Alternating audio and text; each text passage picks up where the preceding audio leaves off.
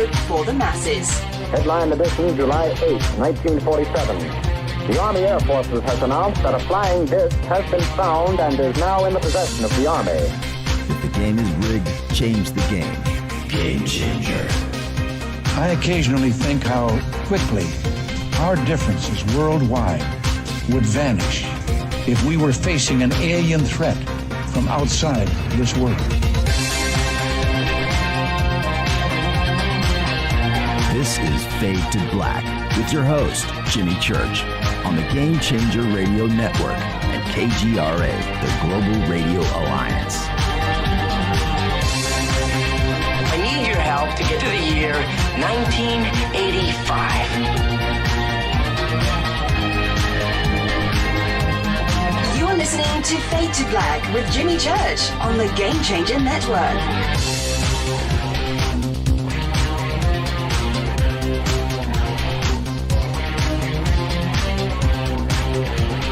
Good evening.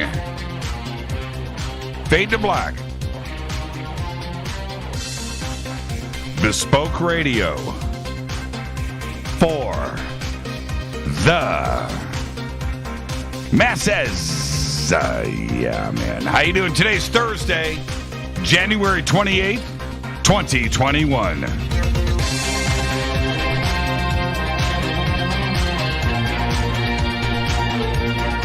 28 days into the new year, only 337 days left. We are live from a bunker in a wet and rainy and cold Burbank, California. And I would like to welcome everybody listening all around the world, all across the United States. Hither and thither, to and fro, back and forth, up and down, east and west, north and south, far and near. This is Fade to Black for KJCR, the Game Changer Network, and KGRA, the planets. I am your host, Jimmy Church. What is cracking, everybody? How you doing? How you doing? Yeah, man. Tonight, it's Thursday. It is another Fadernight with open lines all night long. The call-in number is 747-228-2051. 747-228-2051. All right. Yeah, it's wet and rainy outside. They were calling for, we were supposed to have 3 days of intense rain and snowfall here. And that didn't happen yesterday, a little sprinkle, but it didn't happen. So they pulled that off of the forecast. And then they said it was just today and tomorrow. And then it didn't rain all day today, but it's raining now. So we shall see. They're talking about right here in the mountains behind us, 1 to 3 feet of snow. Yeah, crazy weather outside. And also, I didn't know if I was going to get into this, but I'm going to. Rita and I have been trying to feed hummingbirds for 4 years. And so for 3 years, well, no, actually for 4, no hummingbirds, feeders and they drink that nectar and things. Nothing. Not one hummingbird. Last week, success. Right? It wasn't even a week ago. It wasn't even 7 days ago. It was like 4 days ago. So anyway, 5 days ago. And we cleaned out the hummingbird feeders and we did a custom nectar and we read some things online and did that, put it up. It took about, after putting up the new feeders, after 4 years, not one, about 15 minutes. I don't know what goes on in the air or how they knew, right? So now we've been visited all day long by a few, like 3, maybe 4 different hummingbirds, and they come in. One for sure is a repeat offender. Figured all that stuff out. No, but we have so we're pretty happy about that. And then we have a sparrow. His name is Jack Sparrow that owns the yard. He chases the hummingbirds away, chases all birds away. That's his yard, right? It's really funny. He figured out the hummingbird feeders, and now he's all jacked up and on sugar. And so anyway, so there's that part. So we're very happy about that.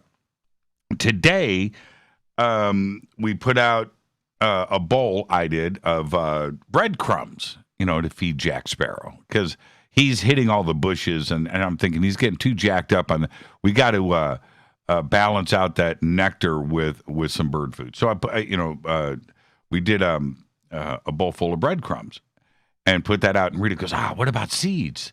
Right? So we have some seeds, and she puts that in the bowl. Dude comes back, one sparrow comes back, throws the breadcrumbs all over the ground, and eats all the seeds. And so it got me thinking. It's cold, it's wet, it's rainy. Where are all the hummingbirds and our little guy, Jack Sparrow? Where do they spend the night? Because it's cold, it's wet, it's rainy. Where are they? Are they all huddled together in a little hummingbird hotel? Trying to stay warm. I don't know. And I just got to thinking about that. I never concerned myself with it before. Now I'm all concerned about their well-being. So anyway, I thought I'd share that with you. Yeah, big, rough, tough OG Jimmy Church wondering where the hummingbirds are sleeping tonight. Out there. Do you guys have hummingbirds? Have you guys figured that whole thing out? Seen these videos, people with their hummingbird feeders, and they got 50 hummingbirds battling every morning. We don't have that. And I had said to Rita, I said, okay, now the word is out. They're going to go out, they're going to talk to the other hummingbirds, and tomorrow, you watch, we're going to, no. But we have a few, and it's all day long, and that's pretty cool. That's pretty cool. Okay, where am I at? The hummingbird talk. Jack Sparrow owns the yard. He does too, man. I don't know if it's a he or she. So there you go. Okay. All right. Tonight's Thursday. It's open lines all night long. And at the bottom of the hour, the one and only Ronnie McMullen is going to join us from Life Change Teas. So stand by for that. And then we'll open up the phone lines for the rest of the night. 747-228-2051, Thursday night, Fadernight, best night in all of talk radio, in all of the world, right here on Fade to Black. What an amazing week. What an amazing week on the show. I already know what's happening next week. Anyway, I threw a tweet out. I haven't followed up on that. What happened with that tweet? I threw out a tweet and I said, hey, if you think that this was an epic week on Fade to Black, just wait until you see who's next week and who those guests are. Holy crap, right? So that was my tweet. And I said, maybe I can be convinced to do a big reveal tonight on the show. Maybe I could be convinced. And I'm looking here. I don't see enough conviction. No, I don't see it. Let's see. I'm thinking Forbidden Knowledge, Real Scott Walter is a possibility. No, all of that's good, but that would be a great week on the show. Yeah, there's no doubt, but no. It must be Steven Spielberg. That's strong. Okay, now you're getting at that level. Sure, Jimmy. Let's see. Is that Frankie 4? Oh, that's funny. That's not strong enough. That's not strong enough. I asked, I said, hey, you gotta bring your A game. You gotta convince me. That's not enough.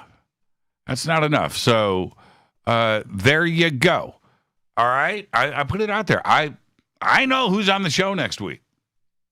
You don't. You want to know who's on the show? Convince me in Twitter.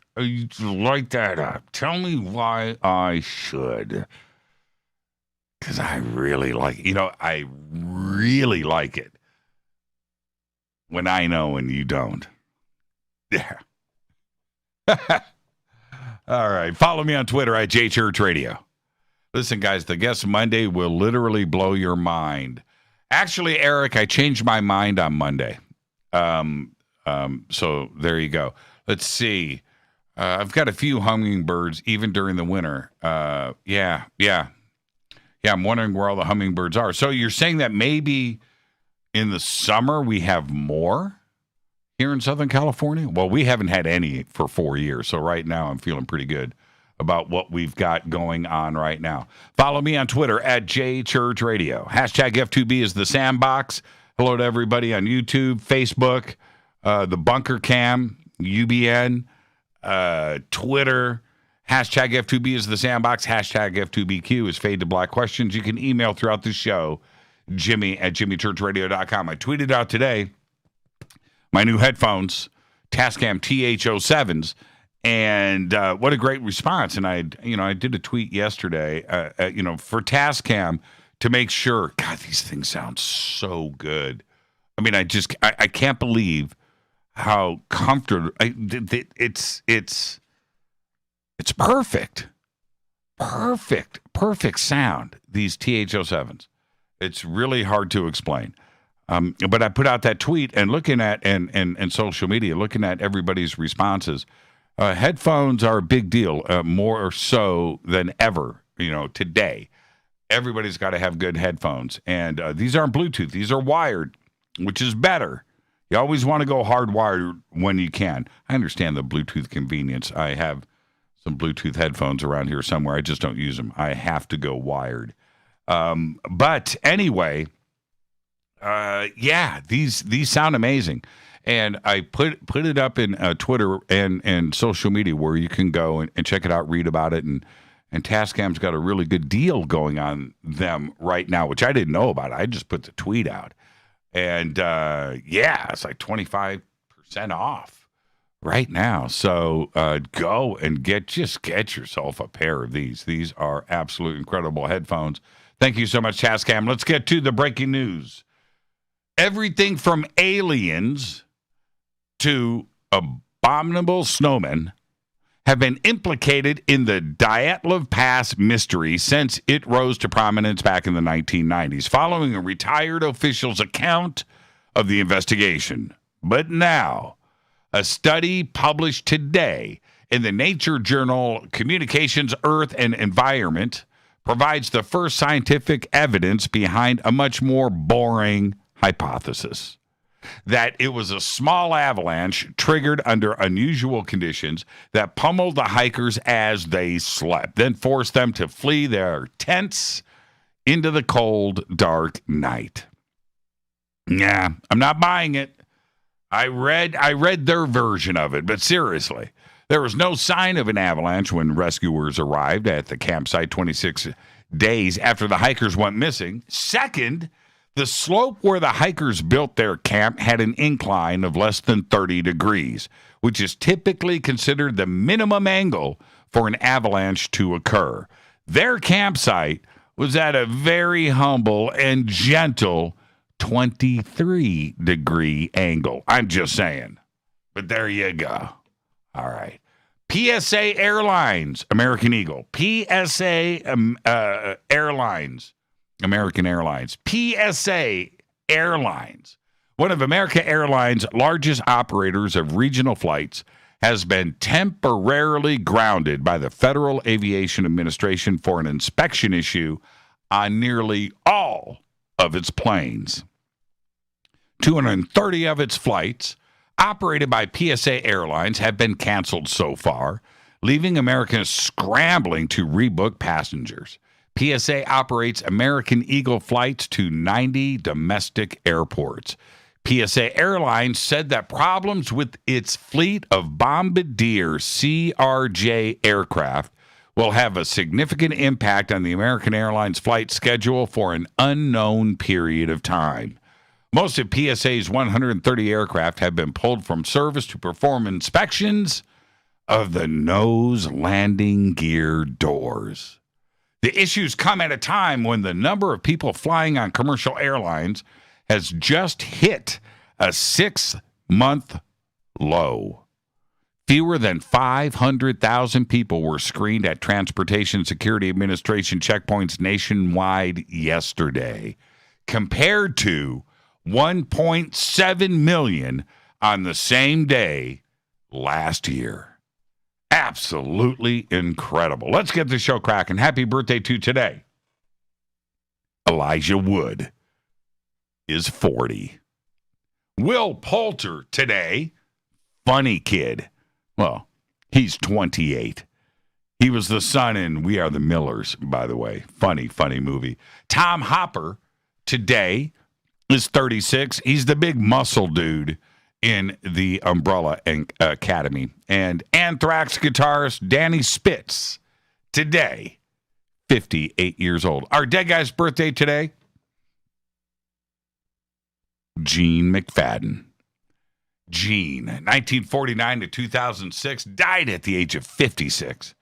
Gene was a key member of the Philadelphia International record label and was one half of the successful team of McFadden and Whitehead with John Whitehead. McFadden and Whitehead wrote a string of huge hits, including one of my favorites, Backstabbers by the OJs, Harold Melvin and the Blue Notes. That's right, Quentin Tarantino. I'm doing it right now. Wake Up Everybody, Part 1, Bad Luck, The Intruders, and I'll Always Love My Mama. And their own hit, Ain't No Stoppin' Us Now, which went number 1 in 1979. McFadden, along with Whitehead, was instrumental in defining the sound of Philadelphia soul. Gene was diagnosed with liver and lung cancer in 2004 and died at his home in the Mount Airy section of Philadelphia on January 27th, 2006, one day before his 57th birthday. Incredible. Happy birthday, Gene. On this day in history, OTD 1986, yeah, it happened. At 11:38 a.m. Eastern Time, the Space Shuttle Challenger lifts off from Cape Canaveral, Florida. 73 seconds later, the shuttle exploded as millions watched on live television. There were no survivors. Fader fact. In New Zealand, in 1959, this is a fact. In New Zealand, in 1959, only 21 people out of the entire population of 2.3 million were unemployed. That is whack. That is crazy. Oh, man. It's a fact. It was vetted. I checked it out. Tonight is another Fadernight with open lines all night long. The call-in number is 747-228-2051. At the bottom of the hour, Ronnie McMullen from Life Change Tea is going to join us. But right now, I need to hit this River Moon coffee. Next week, it's Linda Moulton Howe, Giorgio Tsoukalos, and Jacques Vallée. You got to go bigger. Got to go bigger. Oh, River Moon coffee. The best.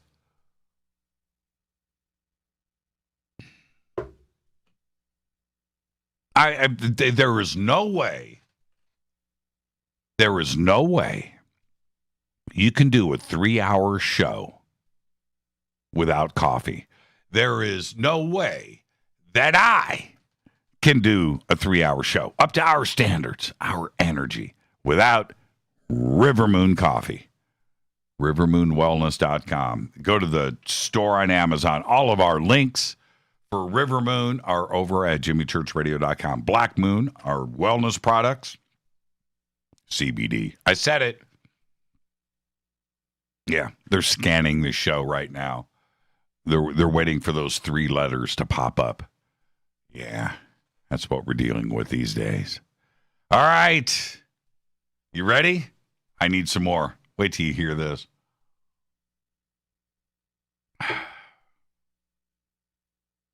Now, in what may be the biggest holy crap moment in modern history, And just when you didn't think it was possible for a headline like this, or for me to say these words live on the air, get ready. Apple has announced plans to offer privacy protections on its devices, setting the stage for a clash of the titans with Facebook, with Google, and everybody else. Listen very, very closely. Apple's new settings will only allow companies to track a user's advertisement information if granted permission. And Apple is setting the default to no. Now, to be perfectly clear, so you understand everything that I just said, Apple is going to block the tracking of your info for advertisers to use in targeted ads. And that setting will be set to no as default in Apple products, iPhones, iPads, MacBooks, and desktops. Seriously. The full rollout of the default no settings are happening now. Will be completed this spring. And it is going to totally tank ad prices. That's right. As users opt out of allowing targeted advertising. A survey by Tap Research Inc. indicated 85% of respondents didn't want to be tracked if given a choice. That's 85%. And that 85% is going to turn out to be 100% after Apple clicks to no in all of its device settings. And that is not only in new products being sold, it'll be in the next Apple update as well. Facebook says that a full 50% of its ad revenue comes from targeting. That's right. Apple is about to tank Facebook's net income. Now, the question on everybody's mind, what will Google do? Because they sell targeted advertising. And they also own Chrome and Android, the other half of cell phones.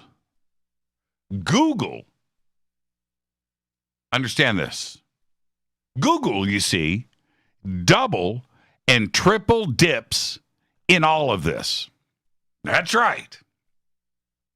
They're making money on the front, the back, and in the middle. They own about half of the cell phone market. They own 85% of the desktop market with their search engine. And they are selling the targeted advertising back to their clients after they collect it in the first place. And then advertise right back on their own products like Google and YouTube. It's a perfect scam. They don't want to opt out. They don't. They don't want that feature in Android or their search engine. It's obvious. They sell that data. And even if they bowed to public pressure and added it to Android and to Chrome, it won't be in the no position as a default.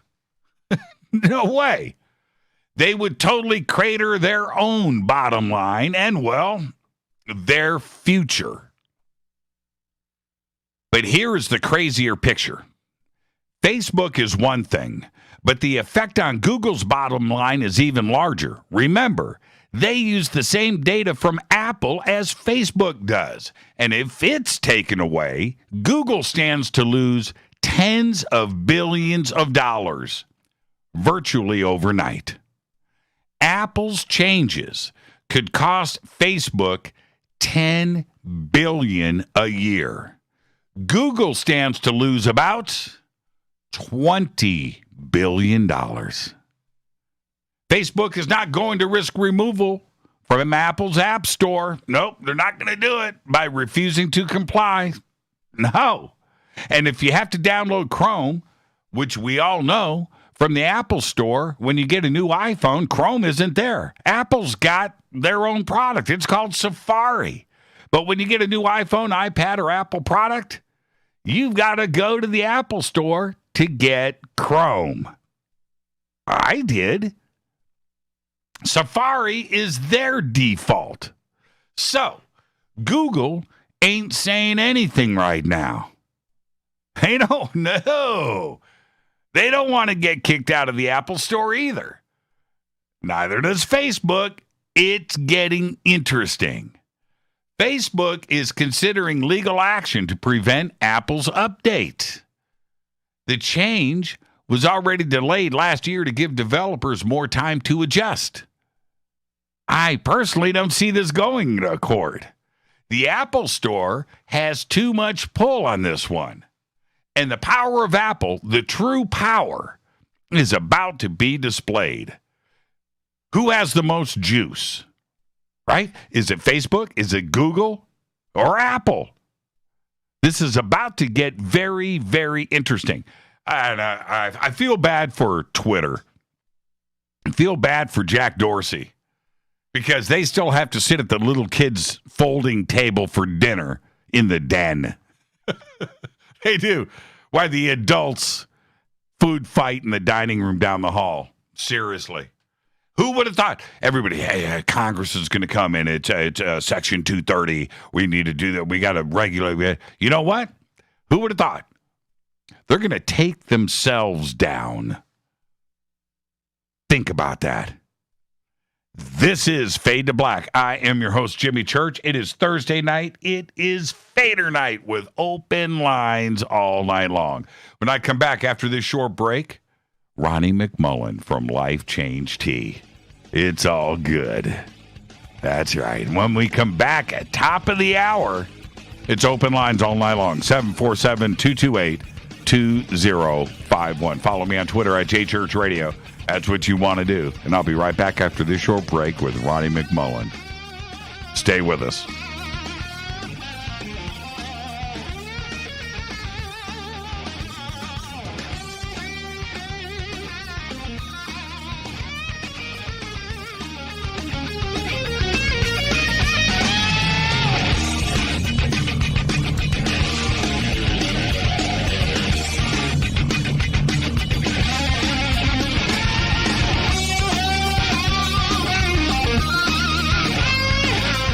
This is Nicole Church, daughter of you-know-who, and you're listening to Fade to Black on JimmyChurchRadio.com and the Game Changer Network. You're listening to Jimmy Church, Fade to Black. Fade to Black will now pause for alien identification. The station that talks the net. KGRA Radio.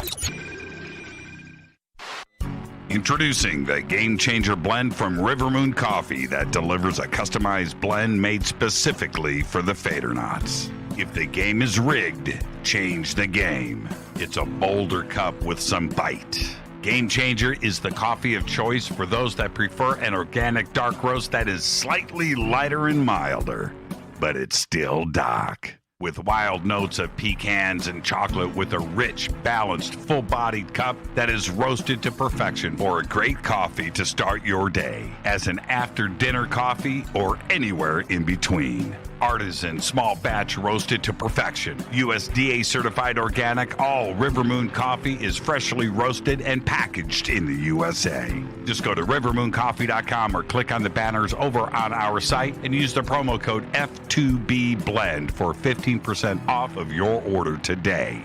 rivermooncoffee.com. Go Beckley Teppy. This is the only way forward. This is Fade to Black. Make contact. KGRAradio.com.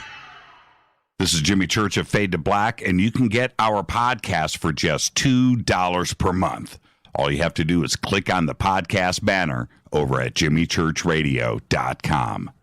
Hi, folks. It's troubling times, and fear is pushing emotions, which in turn pushes health the wrong direction. Do you ever get an ache because life is uneasy? Try Life Change Tea at getthetea.com. Life Change Tea works on your digestive tract, helping to move food through quicker and comfortably so your health is spot on. Life Change Tea may not help with world issues, but it will help with your digestive issues. A glass a day helps keep the intruders away. So, change your life today. Log on to getthetea.com. That's getthetea.com. If your health game is off, get on by ordering Life Change Tea. Getthetea.com. And while you're on our site, look around at the great non-GMO organic supplements. And if you're a sales shopper, go to our specials page and see what's for you. I've been drinking the tea for 12 years, and I'm sure glad for its health benefits. Again, that's getthetea.com. Getthetea.com. The tea that makes you go. Fadernauts. When you think about the future of our country and where we're headed, do you wonder about the food supply? I do. Disruptions in the food supply chain could be disastrous, and they usually occur with little warning. That's why the smartest thing you can do today is to stockpile emergency food, water, and other essentials. I personally recommend My Patriot Supply. They're the nation's largest emergency preparedness company, serving millions of customers for more than a decade. In fact, they're the only source my family trusts for our preparedness plan. You should too. Right now, save 20% off a full 4-week supply of delicious meals that provide 2,000 calories a day. Saving 20% helps too, doesn't it? Especially now. So go to preparewithjimmy.com and get ready. That's preparewithjimmy.com. There's no time to lose. Do it now. 9 out of 10 geneticists agree. Fade to Black is not your father's radio show on the Game Changer Radio Network and KGRA, the planet. Hi, this is Rob Reiner from Anvil, and you're listening to JimmyChurchRadio.com. What's up? I'm Chris. What up? This is Kyle Massey, and you're listening to Jimmy Church Radio.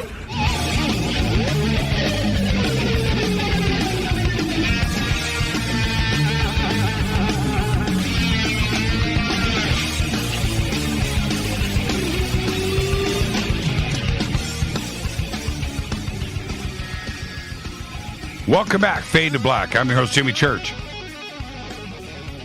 My shirt, I just got email about it. Somebody wanted to know. My shirt, here, I'm going to hold it up for the camera. That says Horovats. I'm wearing this for the elf. That is a type of kebab. Yeah, man. Wearing this for the elf. Welcome back, Fade to Black. Thursday night, Fadernight. Open lines all night long. We're opening up the phones at the top of the hour. But I do this at this time every single month. It's one of my favorite things to do. And that is to do this right here. Hey, Ronnie, what's up? What do you say, Jimmy? That's all I want. That's all I want is those radio pipes of Ronnie McMullen. That's all I want, man. Welcome back, Ronnie. How you doing, man? I'm doing good. You know, holding together in this crazy world. Yeah, right on. Do you miss radio? I do. Yeah.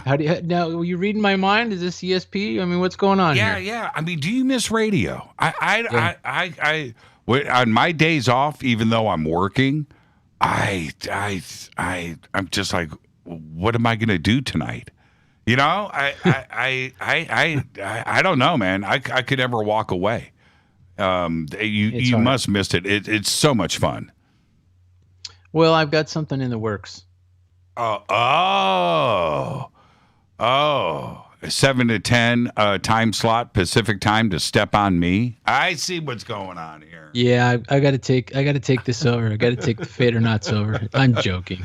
No, I've got something going, but it's going to be totally different than anything I've ever done. Really? Sports? You going to do sports radio? No. Negative waves. You going to do car racing radio? Nope, negative waves. Even though I have a winning car. Okay, hold on. We're moving to the trophy trucks, brother. You're stepping up? We're stepping up. Oh, man. Can I be a passenger in that? Oh, man. Can I ride shotgun? You can ride shotgun. I just get to ride shotgun in your studio. Hey, that's fine. That's an even trade. Dude, I'll call that. Call right now. Oh, man. I don't even have to raise. I'm just going to call. Just call it. Just call. Right now, what you got? Oh, goodness gracious. Oh, man. Ronnie McMullen, and you're the bright life and the bright spot in everybody's life. And welcome to the program. Listen, I announced today. Now, this is such huge news, and I don't know if you listened to what I had just said on the air, but Apple. Now, it's such a heavy statement to make that I don't think most people understand the craziness of this. But Apple just announced that they are going to have in their privacy settings no more data collection for advertisers. And the default setting is going to be set to no. If you want to sell your advertising, right, you want your data collected, you can turn that feature off. But this will be on iPads, MacBook Air, right, iPhones, their desktop computers, their Safari search engine. That's it. That's it. And this is going to tap into Facebook's targeted ad revenue, which is 50% of Facebook's income comes from targeted ads, and they're not going to get any of that from any Apple products anymore. That is crazy. Google does the same thing with all of that Apple data. They're not getting it anymore. Apple is flexing their muscles. This is a huge, huge thing. Wow. And the reason why I bring it up to you, you've been a part of the media. You've been a part of social media. This is what you do. You understand it. You understand the technology. Did you ever, with all of this talk about censorship and privacy, and we've got to regulate, we don't need that. They're gonna take themselves down. Isn't that just crazy to contemplate? And it's happening right now as I speak to you. It's kind of stupid, isn't it? When is too much money too much, right? These guys, I don't know what it is. I think it's, I can't, my brain doesn't work like theirs, so I can't click. I'm sitting there going, how much is enough? And it's never enough for them. Never. No, it's never enough. And we are talking about these moves by Apple, which are done, right? They're going to continue to roll this out. They're going to have it completed this spring. We're already in January. They've been testing it. I just did a recent Apple update. The announcement came today. I didn't check my iPhone to see if the default setting was in there, but it'll be in their new updates, of course, in all of their new products. But this is the thing. We're talking about tapping Google for $20 billion. $20 billion, right? $20 billion in losses. $10 billion for Facebook. That's when you start to feel it. You will feel $10 billion, maybe even more. Maybe more. Who knows? Taking them at the bootstraps. They're taking each other out. Love it. I love it. I love it. I love it. When you go, you've been up to Palo Alto, right? San Mateo. Yeah. You've been up there, and when you go through Silicon Valley, you can. It's not a metaphor there are $100 bills stacked up in the streets that you have to drive through with your car, right? It's just like you feel it and you see it. The money is everywhere. It's everywhere. It's crazy going there. They're getting tapped. That's crazy. It's just a crazy thought to me that they would end up taking themselves down out of greed. Well, they eat each other like wolves. They do. They do. And well, I think that up until now, it's been a gentleman's game, right? It's everybody. There's a lot of money here. We're all getting our piece. Larry Ellison, and if you think about this, most people don't know what Oracle is because they don't have an Oracle phone, right? They're not running Oracle software. But you have Oracle, which is ginormous up there. And you have Larry Ellison, and you have the Google campus, you have YouTube and Facebook and these ginormous areas, and then all of the other software and venture capital companies that are all over the place. And then you have the bazillions of nice restaurants, all the nice streets, the nice hotels. Everything is nice and painted and new and fresh, and everybody's in a new Tesla, driving. And they're all eating outside. Yeah, they're all eating outside, no face mask. But yeah, and they're going to end up taking themselves down. Very interesting. I just never thought I would ever have this kind of story to talk about. Well, this is going to be an interesting year, brother, in so many different directions, so many ways. We're being so censored. It's nothing is normal. Nothing is normal. That's a T-shirt. You and me, brother. Let's make it. That's a T-shirt. Fadernauts to start getting it out there. Well, nothing is normal. Well, and you bring up censorship, right? And all of these issues with Facebook and YouTube and Twitter and what everybody is apparently doing and how the masses are offended by it. Well, in order to bring revenue back, do they open the doors back up and start behaving? Right? No. You don't think so? No, they don't have that capability. There's no switch. You don't think there's any way to back the car up? There's no switch to be normal. No. Nothing is normal. In fact, we can turn this John Carpenter. No thing is normal. That was a good pun, wasn't it? That was a beauty. That was pretty good. For late night, bam. Man, who is your writer? That's somebody's writing your stuff for you. Yeah, I know. It's just a crazy time, and every guest that I have on, which includes you as well, but every guest that I have on, I want to get their opinion about 2020, and what I ask it over and over again. I know that everybody's take is going to be generally the same, but it's how we respond to 2020 and move into 2021. And we get, that's where the differences are in opinion about what is actually happening. What do you see? What do you see the trends? Are people going to start changing their diet, because of the pandemic? Are they going to be doing the right thing with supplements and vitamins and taking care of themselves and making sure that the engine has fresh oil in it? Are they finally going to start looking at themselves and not taking things for granted? Well, we're hanging in there. There's a lot of people buying a lot, and let me retract that. Not a lot of people. There's a sect of people. How's that? A sect of people that are buying a lot, and the rest are maybe thinking. But the question is, how bad is this going to get? And it's much like, the days in the 1930s where they're like, no, we're at the end of it. We're done. And then it gets worse. And then, okay, we're done now. No, it gets a little worse. And that's kind of where we're at right now, except we might even overtake those times. And so, we can't take for granted everything. We can't take for granted our family. We can't take for granted happiness. We can't take for granted anything, and including our products. We can't take for granted they're going to be there, because I'm finding with my manufacturers, there's already shortages kicking in.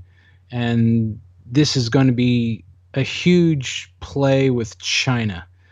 China's going to, they made a comment. They said they're going to own us in 24 months. And let's hope to God that's not true.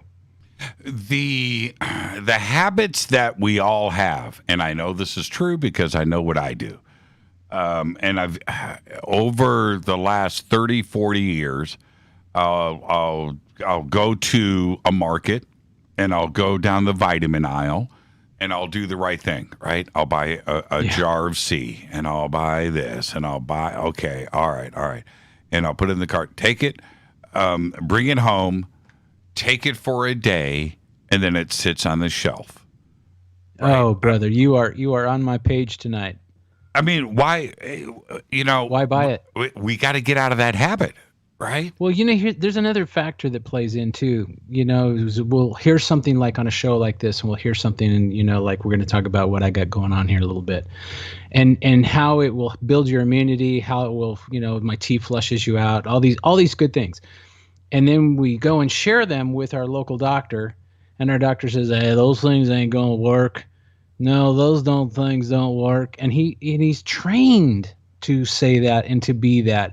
It's not that he really doesn't know. He's trained. There's only 4 to 8 hours of training, something like that, for supplements and herbs. The rest is all surgery and every other thing. So they are trained to be like that. And what happens is when we hear that, it turns on the nocebo in our brain. And somehow getting to that vitamin C or getting to that pre or probiotic or getting to the allicin or whatever doesn't seem to be as important, because we have that nocebo kicking in. I've got to take this pharmaceutical and it'll be good. Well, pharmaceuticals, almost all the pharmaceuticals, not all of them, but almost all of them have petroleum in them. So I just say this: when you eat that beautiful steak the next night that you go and have it, pour a little gasoline on there and see how it feels. Yeah, I know. We used to have these vendors down in Panama that would sell these steak skewers on the street, right? Okay, and it was like 50 cents, and so you're walking down the street, especially at night. It was great, and they would have these cans. They cooked on like a 2.5 gallon can of what was in it before, like cooking oil, right? They cut the top of it off, and then they put charcoal in the bottom.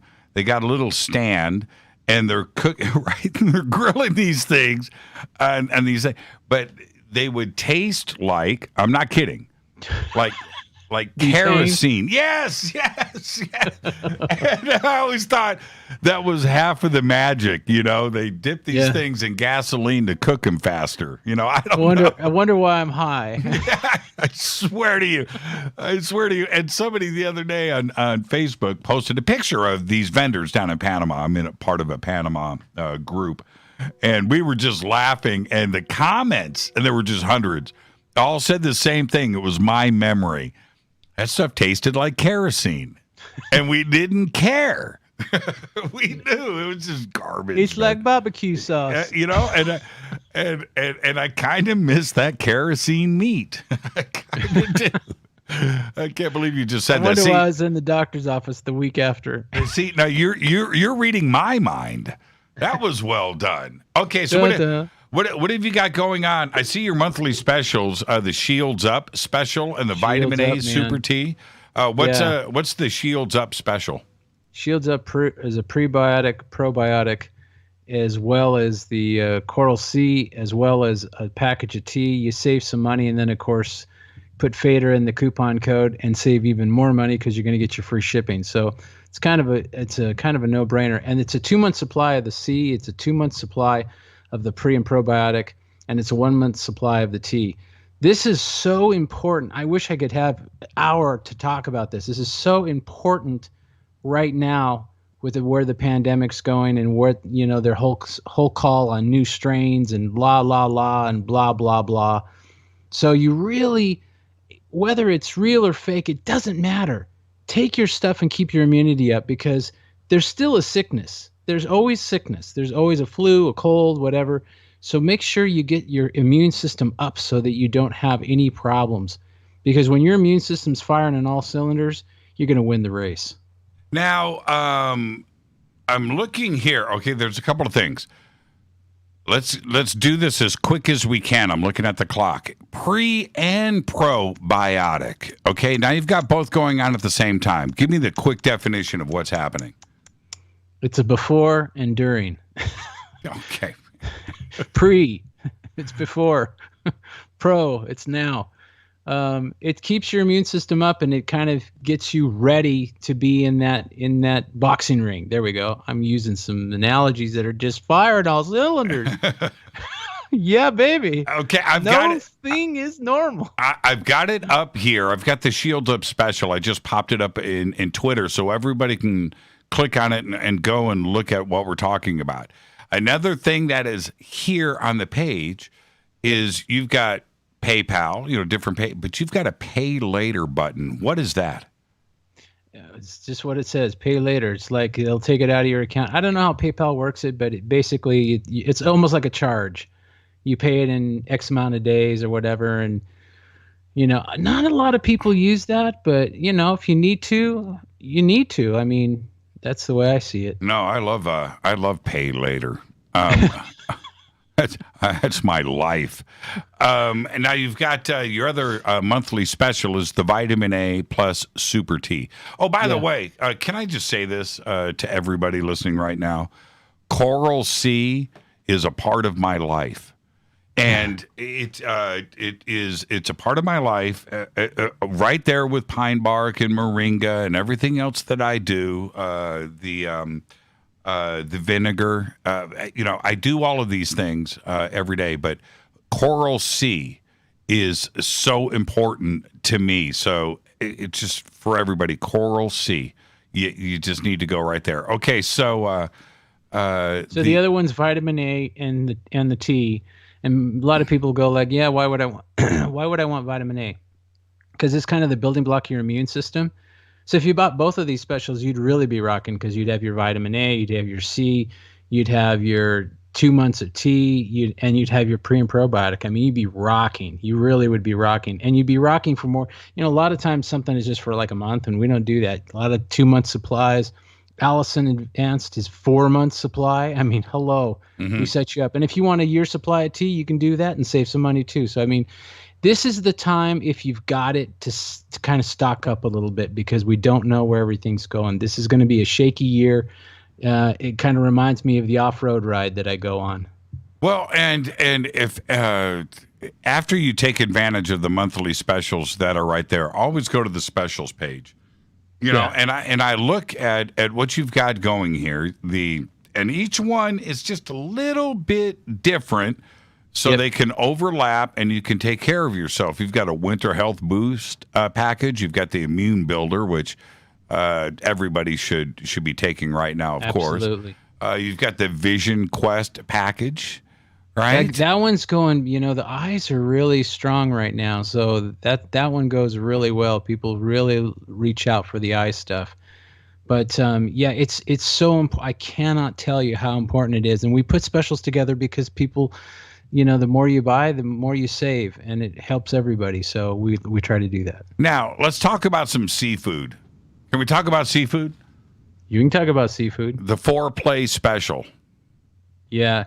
There's a lot of different beliefs here, but, it's kind of funny how we can all swim. So it's funny how you can throw a baby from the womb right into the water and he'll swim or she'll swim.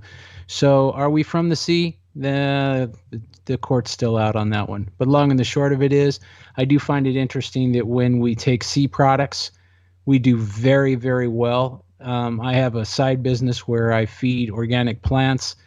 Guess what it has? Seafood. And guess what? The plants love it. So is there a connection? There might be. But anyway, yes, the sea vegetables are really powerful, and natural iodine in there. So it's good stuff. Yeah, sea vegetables. You have marine aminos. Marine aminos, yep. And you've got sockeye salmon omegas. All in one package. Yep. So it's a beautiful thing. Sea stuff is good, man. Wow. I probably should do more talk on the sea stuff. But, absolutely.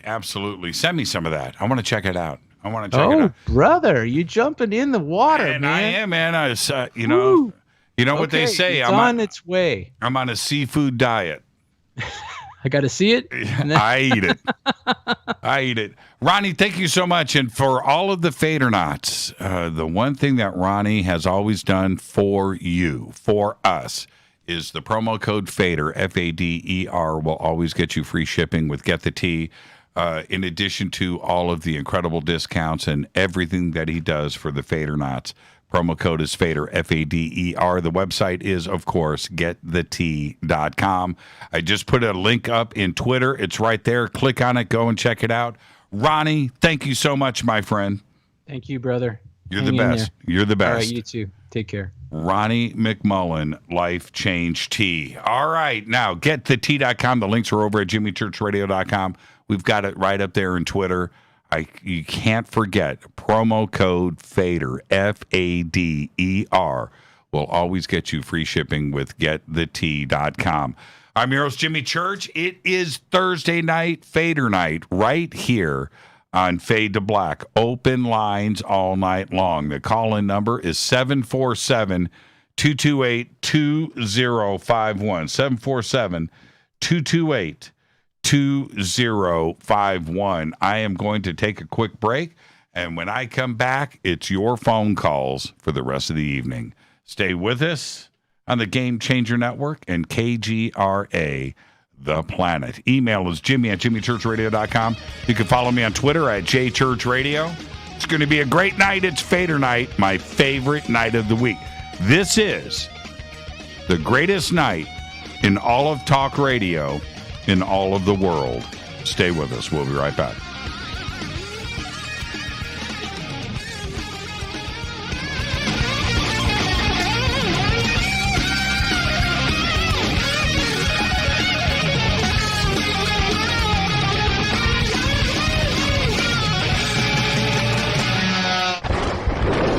This is Fade to Black with Jimmy Church on the Game Changer Radio Network and KGRA, the Global Radio Alliance.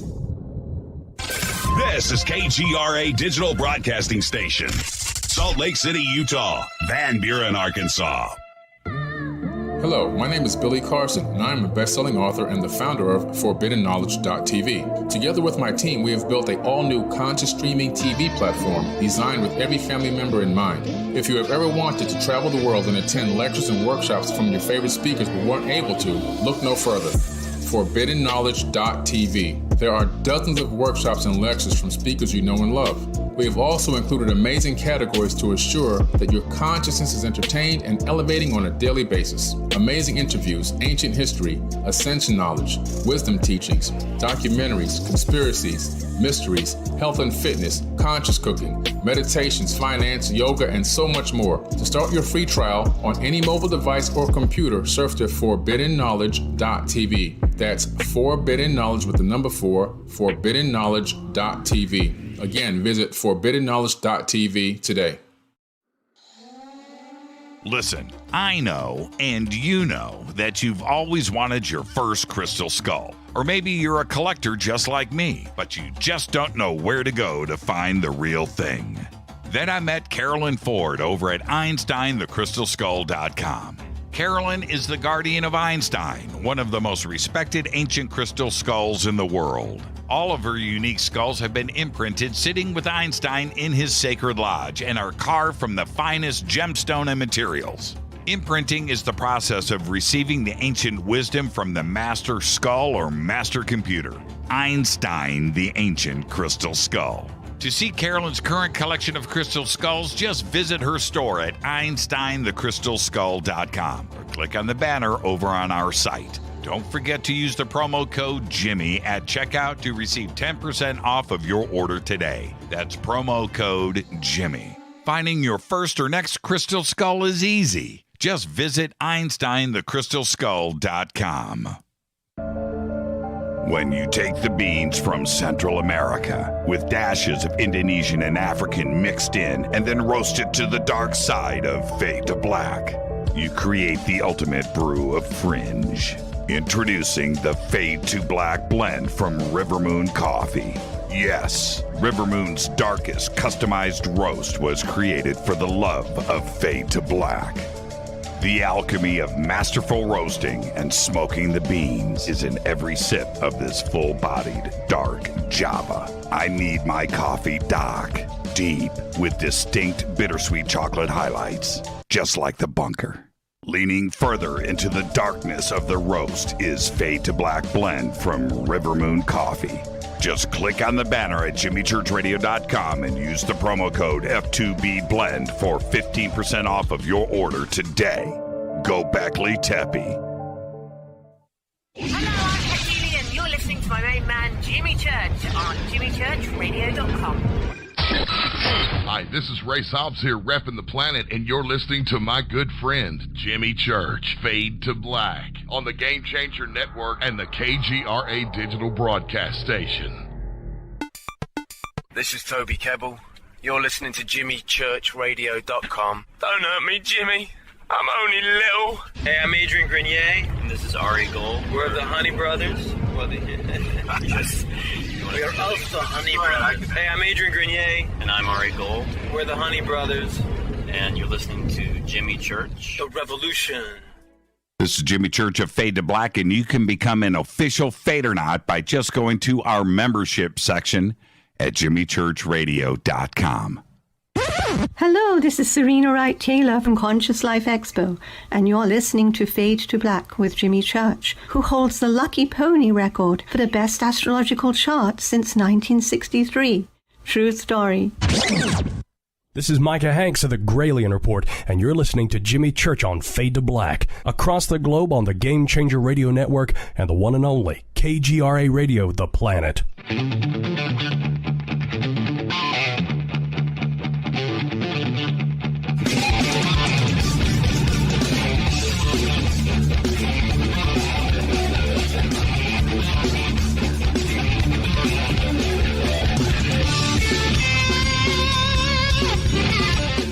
Welcome back, Fade to Black. I am your host, Jimmy Church. It is Thursday night. It's Fadernight. Open lines all night long. Man, I can't get over these Tascam headphones. I can't get over it. I was just listening to the commercials during the break in that spot with Toby Kebbell. There you go. Well, Toby is in this new series, and it's called Servant. And I'm not sure what it's on, like HBO Max or something. It might be Amazon, but go look it up. It's called Servant. And he plays an American with an American accent. And wow. So Rita and I started watching it. We're, 6 or 7 episodes into season 1. And it's excellent, by the way. Anyway, so I'm like in the first episode, second, I'm like, is that Toby Kebbell? And Rita said, I think so. And we started looking again. Is that Toby Kebbell? We had to wait to the next episode to air. And there it was, starring Toby Kebbell. I was like, wow, he's got the American accent down. He's really good in it. So if you haven't checked it out, check out Servant with Toby Kebbell. It's just excellent. I don't know where it's going. I have no idea. There's something paranormal. I don't know what it is. There's some things. I don't know. I don't know, but it's excellent. Excellent. Check out Servant. Back to the headphones. I'm telling you, this studio and what I do is my job. Everything has to work every day. This isn't a hobby, right? And so all of the gear has to be professional. It's got to be broadcast quality, and it has to work. It can't break down. That's all the way down to the cables. Everything is high end. And this isn't, just some amateur thing that happens once a month or whatever. This is every single day, day in, day out. And the most critical thing, well, it's all critical, but is headphones. I have to wear headphones 3 hours a night. They have to work. They have to sound good. They have to be accurate. They have to be professional, but they have to be comfortable, and they've got to be fun. That's it. If the headphones aren't right, I'll move on to. These headphones are incredible. Incredible. I am just happy right now. A happy guy. This is it's like I'm going to wake up out of the dream, and they're not going to be there anymore. Man, Tascam headphones, the best. All right. I keep going on and on about it, but you have to understand, this is right on my head is the most important thing. That's it. All right. Thursday night, Fadernight, open lines all night long, 747-228-2051. And, Max just posted his Tascam headphones. I'm being serious, man. I'm not playing around about this. This is a big, big deal for me to just step out and go, these are the best. They are. They're absolutely incredible. Okay. Thursday night, Fadernight, 747-228-2051. Open lines all night long. Let's see who is up first. Hi, you're live on Fade to Black. Who's calling? Dadgum, is this Mark from Dallas again? How? What is the? How is that possible? Okay, look. Let me say this, Mark. Okay, I just brought in 20 phone calls. Right, I maxed out my hold settings, and I'm clicking and putting you on hold, right? And you hear that when I say it, right? Yes, sir. Okay, you do. Okay, good. Just making sure. So anyway, I don't know. I don't watch the phone numbers. I certainly don't know yours. But how did you come in at first up out of the gate? How is that possible? It's a God thing, brother. I mean, I normally don't say that, but that's the only thing I can say now. Man. And you know what's funny? Can I share something with you? When you say it's Mark, you know what I do? I turn around and look at my guitars. I know, right? I turn around and look at my guitars. I'm just like, man, it's Mark from Dallas. It's so funny, man, when you start talking about Tascam, and I think you might have seen my tweet about that, but I'm a huge Tascam fan. I've been using their stuff since, the 90s, I guess. I don't know when they had those little 4-track recorders. Right. I would challenge you, talking about how great Tascam headphones are, I would challenge you to show me something made by Tascam that is not great. That is a fantastic company, brother. You got that right. You've got that right. And this is, okay, check this out, Mark. Sitting here, right, from where I am, I have powered Tascam monitors, right? I'm pointing at those. I've got, 2 right here and right here. The commercial playback, when I play commercials, down here in the rack, you can see down here, I have got the Tascam CDR 250N, which is, it doesn't have a CD in it, by the way. Oh, yeah, it does. But it's a digital playback device. So it takes cards, right? SD cards. It'll take a USB stick, which is what I use. It'll take a CD. And then that fires off the commercials rapid. So if you load a CD in, it doesn't play off the CD. It just loads the files. You dig what I'm saying? Okay, all right. Because it's got to be rapid playback. And then that comes up, and I have got a remote control that Tascam. It's got a full, large color screen on it. It's got all the soft buttons. But so when you hear me play a commercial, I'm reaching up on the Tascam playback device, right? So I've got that. My headphone amplifier is Tascam, and it's down here, and you can see it lighting up. But it's not your normal headphone amplifier. It's got 2 channels coming in. So I can switch between two different sources, which I've got a pre and post audio feed, so I can monitor both. Right, just by punching a button, I can hear. If I've got an issue, it allows me to hear where the issues are. Right. Okay. So, I've got that. I've got the Tascam 7000 interface, a very high-end interface, but that's for the radio audio feed. I've got that. I've got Tascam compressors. I've got a rack of those. I've got the Task. Yep, I've got the Tascam 2x2 digital interface that I installed yesterday for the video feed. So when I say this, I'm not playing around. This is really, really cool. And I have been a huge supporter of Tascam, going back to the old days, like you're talking about. I've always had a great relationship with that company, and I cannot exist without it. I can't pull any of this gear out and have a show. Not even one piece, right? Not even one. I wouldn't have a show. Man. I wouldn't have a show. Right. Okay, so you called me. What's up? Well, it's been too long, brother. We haven't played the time machine game in quite a while now. I have to put a lot of work into this. This is a lot of work. Okay. So, but it's going to be worth it. Okay. It's going to be worth it. So, just to refresh everybody's memory, I have the DeLorean time machine fueled up. I'm sitting in your driveway, and I have chosen a year. This year that we're going to travel to, we get to make 3 trips. Okay. And you are going to pick the concerts that we're going to. Now, I'm going to give you a choice. It's going to be 3 different concerts we're going to. It's going to be 2 competing for each date. So the year, you're going to love the year. The year is 1987. Jimmy, do you remember the year 1987? I do not. Trust me.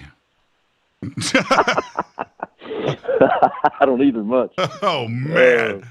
1987. 1987. I spent half of that year in Pasadena. I spent the other half of that year in Glendale, California. I was in a band, and I was also publishing a magazine at that time called Concrete Jungle, right in the middle of the music scene that was happening here in California. Okay, 1987. Okay, man. The first date is November 18th. 1987. Now, you've got to choose between the following 2 concerts that we could go to, okay? On November 18th in Birmingham, Alabama at the Jefferson Civic Center is the Appetite for Destruction Tour, Guns N' Roses. Now, they are opening for Motley Crue in support of the Motley Crue Girls Tour. So it's actually a 2-for-1. So, at that time, Guns N' Roses had Axl, Slash, Izzy, Duff, and Steven Adler. The original band was still together. Right. That's band number 1, concert number 1. In competition for that, you'll have to make the choice between that or we could go to Melbourne, Australia, the Kooyong Stadium, the Glass Spider Tour, David Bowie. Now, David Bowie had Peter Frampton on lead guitar on that tour. That's right. Which I didn't know he used Peter. I didn't know he used Peter Frampton on tours. That's right. He had an Austin, Texas boy by the name of Charlie Sexton on rhythm guitar and backup vocals. That's right. And Charlie Sexton, Charlie Sexton freaked me out with his talent. Freaked me out. Okay. So keep going. So that's the first one. Now, that's what I was going to say. You got Carmine Rojas on bass, who is just a tremendous. Who was on drums? Who was on drums for Bowie? A dude named Alan Childs. Okay. And he was an unknown soldier that played for just about everybody. I looked him up because I didn't recognize that name. But trust me when I say, if you're on tour in Melbourne, Australia with David Bowie, you're pretty good. Yeah, you are. That's a good band. That's a good band. Okay, that's an excellent band, man. Okay, you choose. You either got Guns N' Roses or you've got David Bowie in Australia. Bowie. I couldn't agree. Well, thank you. I couldn't agree more. Going Bowie, and that's it. That's it. There's a lot of reasons for that decision. It's not an easy one, of course, but and I sound like I'm being very quick on the draw with this. That's a tough call, and there are many out there that would go, nah, not Bowie, no, GNR all the way, and I get that, and the original GNR, and it's funny because in 87, 86, 85, I had seen that lineup with GNR like 25, 30, 40 times. By that figured point, you would say that, yeah. all over the Sunset Strip, and I knew the band really, really well. I remember right after this, I don't know what year it was, but because that's 87, I'm going to say it was 89. I saw that lineup with GNR at the Cat House. Guess who stood next to me upstairs and watched the concert? No clue. David Bowie. Oh, no. Wow. How trippy is that? That okay. tripped me out, bro. Okay, so let's go to that. What's the next year? Okay. No, this is all 1987. Oh, just a different date. So the next date, 1987, December 10th. There's 2 concerts on the night of December 10th. The first one is in Houston, Texas at the Summit Arena where the Rockets used to play. This is the Raised on Radio tour, and I'm talking about a band you may have heard of called Journey. Now, the significance of this tour is it's Steve Perry's last year to tour with Journey. Now, I didn't know that 1987 was the last year he toured with Journey. That seems like he toured longer than that to me, but anyway, he didn't. And that's the first tour they had Randy Jackson on bass, by the way, for some trivia. So that's band number 1 is Journey with Steve Perry's last year. Now in competition at the Fresno Selland Arena, is that the way you pronounce that? Selland? I don't know how to say that, but it's in the beautiful city of Fresno, California. The Shake the Cage tour, Fleetwood Mac. Ooh. So, man, 1987 Fleetwood Mac against 1987. Against 1987 Journey. Oh man, that's not a tough one. That's not right. That's a so Lindsay. That's a tough man. That Mark. That's a tough one. You're putting me on the spot here. I don't mean to do that. Actually, I do. Lindsey Buckingham quit the band before this tour. They picked up Rick Vito and Billy Burnett for the 2 guitar players, which I thought was unusual because they're both blues players. But that was the lineup for Fleetwood Mac. Oh, you just made up my decision. I'm going Journey. Okay, all right, I'm going Journey. I'm going Journey. You can't have Fleetwood Mac without Lindsey Buckingham. I remember. You picked up on that. Listen, I remember when they did that, and there's a reason why Lindsay is back. Band. Yeah, there's a reason why Lindsay is back. It's not the same. It's like taking Neil Schon out of Journey, man. It's taking Axl out of Guns N' Roses. You know? Yeah, right. That's the signature cat in that band. Yeah. So. I'm going Journey. We're 100% agreement. Okay, I'm going Journey. I'm with you. Okay, so, next concert. And lastly, next date. You're going to love this, Matt. You're going to love this one. Now, remember the year 1987 and think of these artists in that year, okay? September 26th, 1987. We're going to Yokohama, Japan, bro. You ever been to Yokohama, Japan? No, I have not.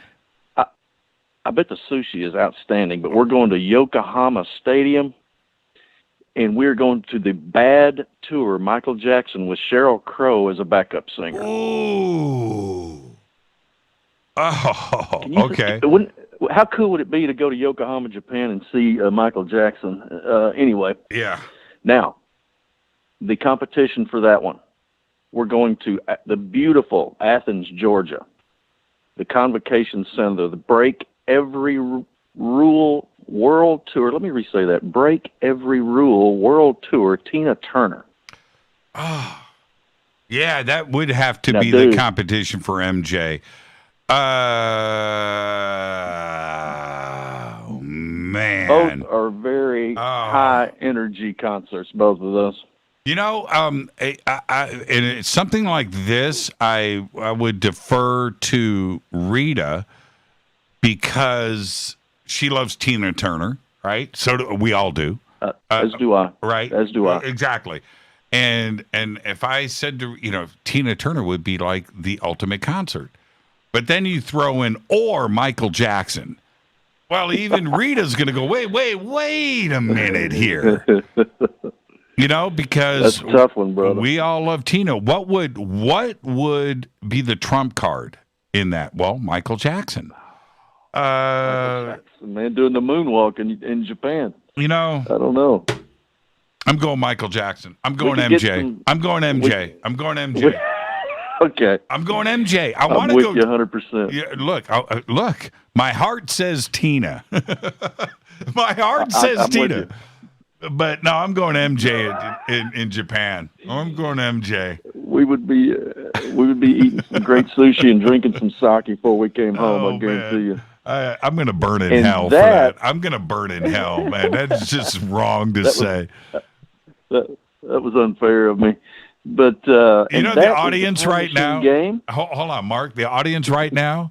They're like, no, MJ's the right call, right? They're going, Tina Turner's a lie. If you say Tina Turner, you're just saying that because, no, MJ's the right call. But I'm going to get struck by lightning. Man, I would love to. There's a handful of artists, of course, you and I both could agree on that we would love to have seen live. I never caught Michael Jackson live. I never did. And that's one show I would. Did you not? I never saw Michael Jackson. And I mean, I've seen Prince, never saw Almost Elvis. Put Prince on here. Yeah. I never saw Elvis. There are some things that I miss that would be impossible to see. And MJ is one. Never seen Tina either, now that I think about it. Seen Bowie. Was that a good show? Yeah, Bowie was, I think I've seen Bowie twice. And when I say that, I saw him with Tin Machine. Remember his band, Tin Machine? Okay. Yes, I do. And they had those crazy outfits they wore. Well, I don't remember that part. Or was that before that? But because they were very theatrical. Yeah, I guess. I'm trying to remember. But anyway, I've seen most that I've always wanted to see. I've always been very fortunate with that. But Michael Jackson, no. Tina Turner, no. Seen Journey a couple of times. Market Square Arena. Man. Yeah. Neil, how much do you love Neil Sean, man? He is such a killer player. I love his playing. I do too. I'll talk to you off the air about Neil Sean personally, but anyway. Okay. I got you. But Neil. Okay, all right. You want a trivia fact? Okay, and anybody right now listening to me, and I'm doing this live on the air. I'm not looking this up. I'm not Googling. You don't see these fingers. No. Okay. Listen to what I am about to say. This is a fact. Black Magic Woman by Santana. That guitar solo, the magic, the tone, Carlos. Oh, no. It wasn't Carlos. It was Neil Sean. You're killing me. It was Neil Sean. Are you serious? Neil Sean was the lead guitar player. Neil Sean was the lead guitar player in Santana. Oh. And as a matter of fact, now hold on a minute now. And I know this sounds sacrilegious. It sounds like a heresy. Okay, it's just a fact. Now, the original Black Magic Woman video that they play on MTV. You can go on YouTube right now and watch it. The rhythm guitar player is Carlos Santana.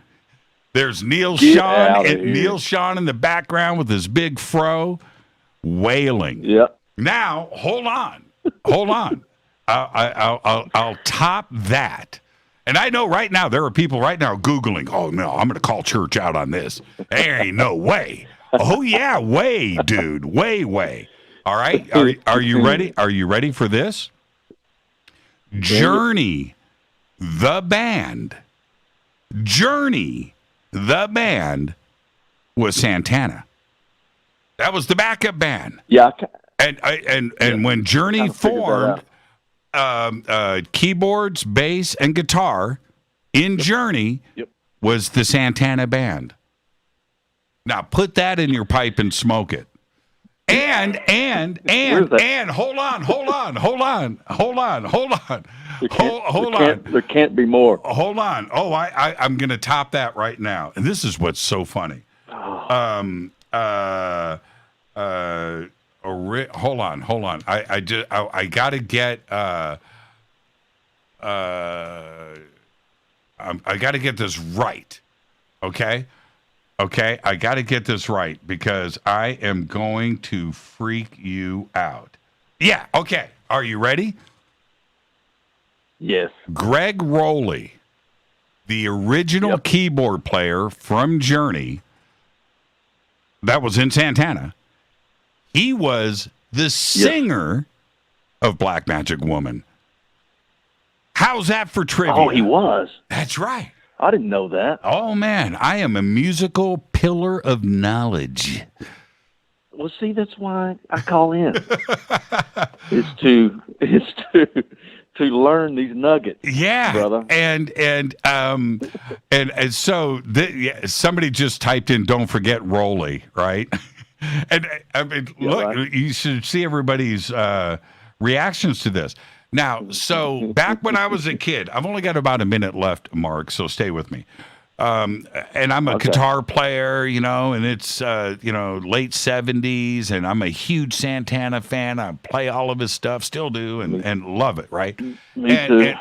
But I would read the album covers. I would read the magazines and Journey forums and Journey and things. And I'm looking at the band members, and I'm like, wait a minute here, right? I'm like, it's only because I know I'm a kid. You're 15, you know everything about everything, right? You're reading, you're studying, it's your thing. And I started putting this together, and then I started to hear chatter about it. And then I have to go back and reference, and I'm looking at album covers and reading things and jumping back in time. And sure enough, everything that I just laid out to you is true. And it's mind-blowing. Because of you have two different sounds. You have two different things going on. Yep. But that's how great Journey was. That's how great Santana was. That was the best that San Francisco had to offer. So when you ask me about Neil Sean, or you want to talk to me about, I'm telling you, Neil Sean is a fantastic guitar player. He is tasty beyond words. But yeah, somebody just typed, my life is a lie. I know. I just blew everybody's mind. But there you go. Hey, Mark, great phone call, man. And there you go. That's the way to kick off Thursday night here on Faded Black. Thank you so much and enjoy your weekend. Same to you, brother. We'll holler at you soon. You're the best. Thank you, man. Go play some guitar. All right, man. And that's a fact, man. Neil Sean. And anybody right now that feels courageous, call me out on it. Go and search Google. Go do some trivia. Yeah, my life is a lie. I know, right? This is Fade to Black, 747-228-2051. Open lines all night long. Mark from Dallas just brought his A game. I'm your host, Jimmy Church. I'll be right back.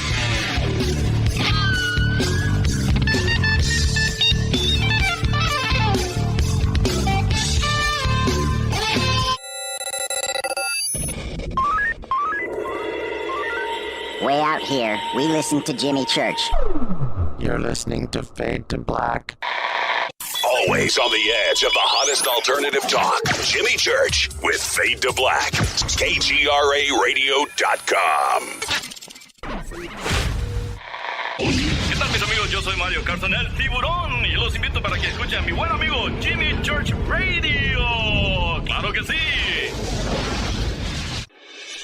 Do you want to be an official Fadernight? Of course you do. This is Jimmy Church of Fade to Black. Just go to our membership section at jimmychurchradio.com. Fadernauts. When you think about the future of our country and where we're headed, do you wonder about the food supply? I do. Disruptions in the food supply chain could be disastrous, and they usually occur with little warning. That's why the smartest thing you can do today is to stockpile emergency food, water, and other essentials. I personally recommend My Patriot Supply. They're the nation's largest emergency preparedness company, serving millions of customers for more than a decade. In fact, they're the only source my family trusts for our preparedness plan. You should too. Right now, save 20% off a full 4-week supply of delicious meals that provide 2,000 calories a day. Saving 20% helps too, doesn't it? Especially now. So go to preparewithjimmy.com and get ready. That's preparewithjimmy.com. There's no time to lose. Do it now. So, you love talk radio? Then you'll love TalkStreamLive.com. TalkStream Live is always on, 24/7 with the best streaming talk shows. Find your favorite talkers and discover some new ones. It's free, readily available online or on mobile with any smartphone or tablet. Finding your favorite talk shows all in one place has gotten a whole lot easier. Just go to TalkStreamLive.com. Be sure to download the free apps from Google Play or the iTunes App Store. You listen to us, and we listen to you. And so does the CIA.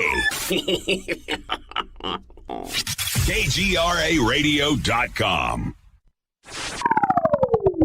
You are listening to Fade to Black with Jimmy Church on the Game Changer Network.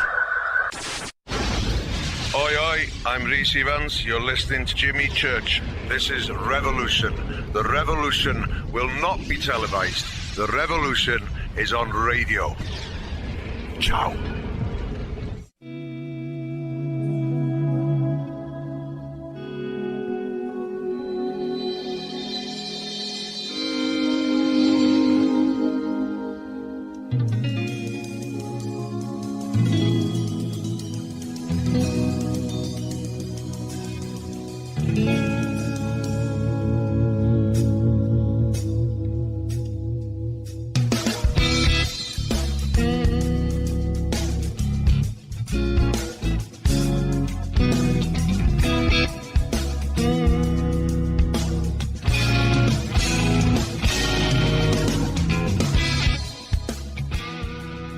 Welcome back, Fade to Black. I'm your host, Jimmy Church. Mark from Dallas.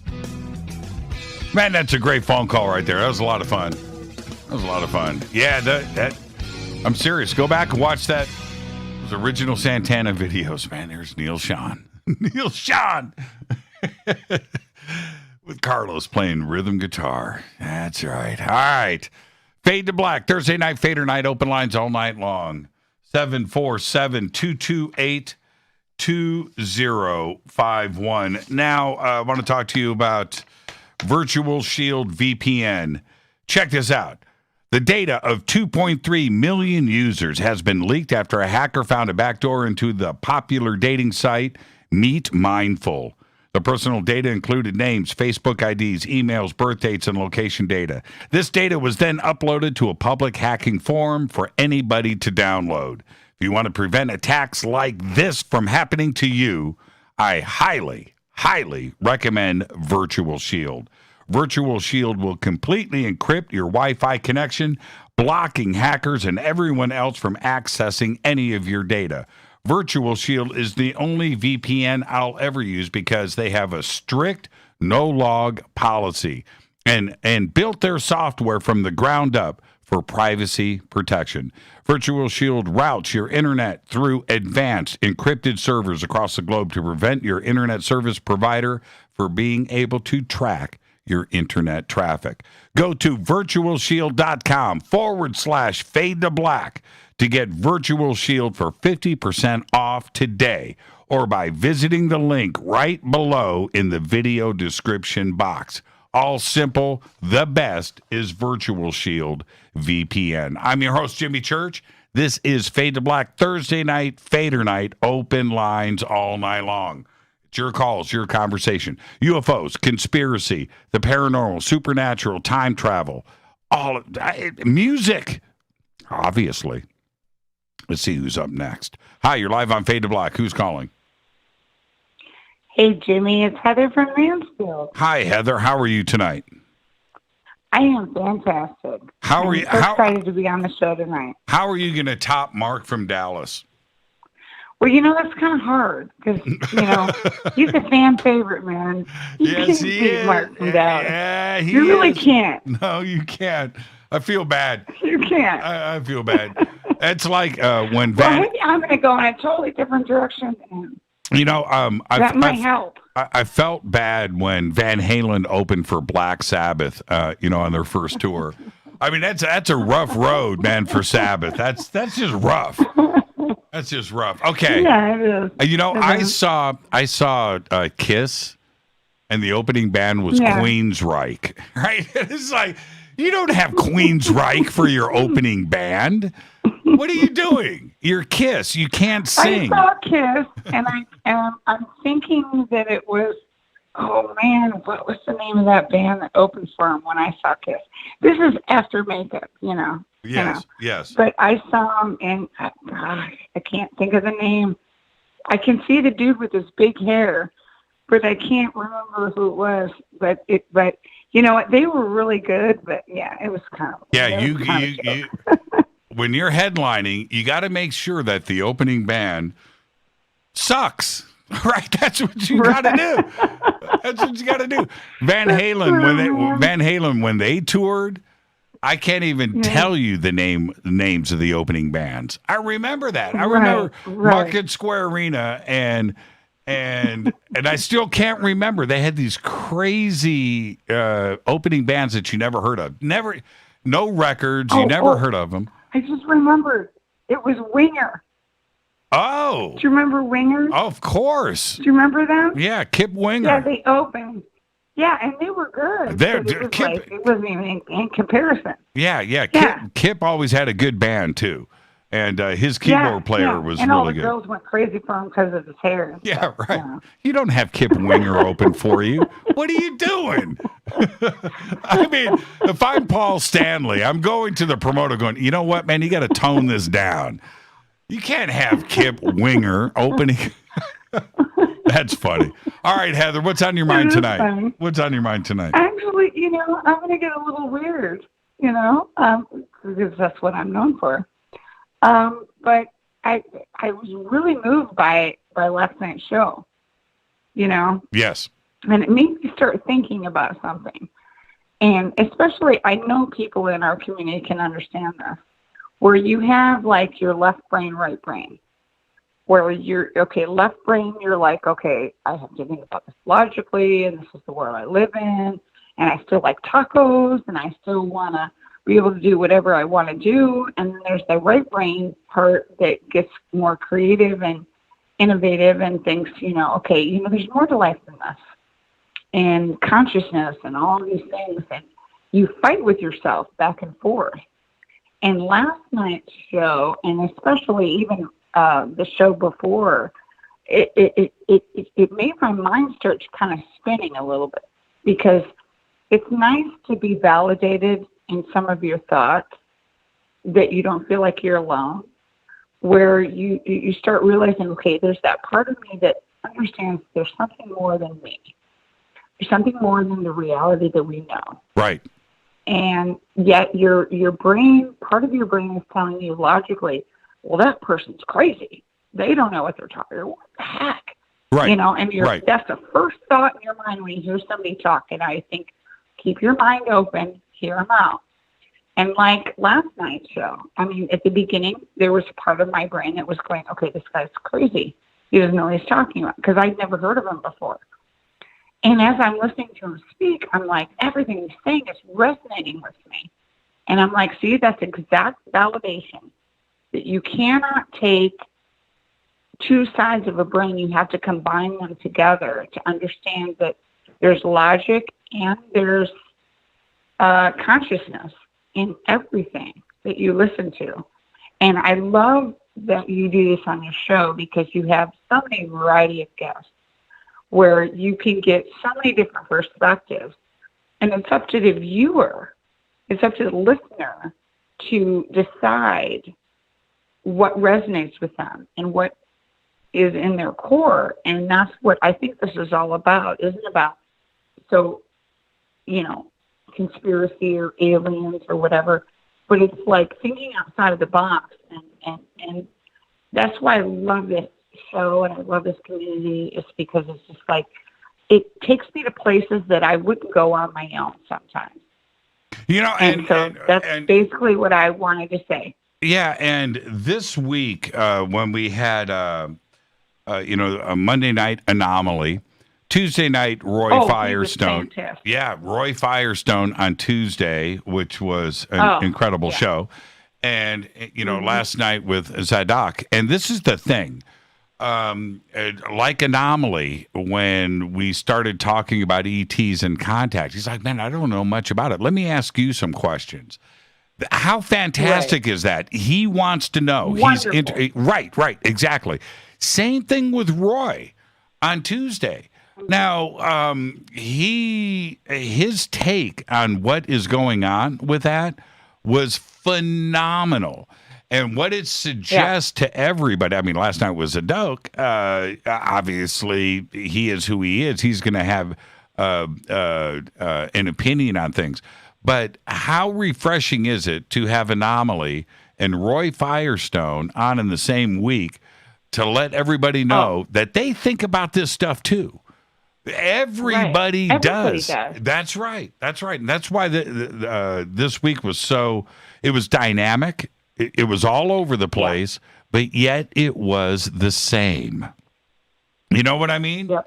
A little bit different. Oh, I do. That was my whole point, is that, if anything, I think, you always say it and we all say it as the community, but, it's like every week it's better than the next. I mean, this week, I'm like, it taps all of them. But then next week, I'm telling you, I already know. It'll be even better than this week. It was so funny. Pretty powerful. Rita and I were talking today, and we know what's coming up next week. And she goes, this week was just fantastic. But next week, wow, right? And I thought to myself, do I leak it? Do I leak it? I'm telling you, next week, if I wait till Sunday night, like you always do, because we love it. We wait for it. We're who's going to be the guest? If I leaked it tonight, it would kill all other radio next week. Probably. And so that's one of the reasons why I'm not. I might. Maybe I'll give one night away. I don't know. I'm excited about next week, and yeah, it's going to be cool. Yeah. Well, listen, that's Heather. The best part about this whole thing is the excitement. That this whole show and the community bring. This is just excitement for life. Thank you so much, Heather. We need that right now. Enjoy your week. I love you, man. I love you back. Enjoy your weekend. Will do. You too. Heather from Mansfield, Ohio. And we have, Heather is one. We have, our regulars that manage to get through, by the way, and the phone lines are always jammed up, like they are now. And I'm putting people on hold, and then you're going to get the hold music. Don't freak out. I will get to you. But the phone lines are always jammed up here. And getting through, I don't screen. I don't censor. I don't filter. I don't do anything. The calls come in like this call right now as I'm yakking, and I'm putting this call on hold. And I'm saying this so they know that they're about to get the hold music. And but that's what I do here. And That's what makes everything special for me. Just bring it in, bring him in, click go. Let's see what's happening, like this caller right here. I don't know. Hi, you're live on Fade to Black. Who's calling? Lori and Dave from Lakeland, Georgia. How are you? Hi, Lori and Dave. How are you guys tonight? Great. Doing good. I got a quick shout out to a new Fadernight. My buddy Mike Nielsen. He's listening right now in Florida. Oh, right on. Right on. Hey, Mike, how you doing? So what's on your mind tonight, you two? Yes. 1 second. Here she is. Hi, I have a question, if I may. Yes. How old were you when you had your first UFO experience? And what are a couple UFO experiences you encountered in your life that actually changed you? Okay. The first one that I remember, I mean, it happened 10 years ago, 12, 13 years ago, and it was Rita and I. We were together. We were driving in our car at night. It was 10:24 p.m. I remember because of what ended up happening. I've told the story a lot of times, so I'm not going to take up a bunch of time now. But we were driving down a mountain into the valley here, and Rita said, we had the sunroof open, and we're coming down into the valley, and I can see the lights of the valley in front of me down below. You know, it's beautiful. It's at nighttime. The city's lit up.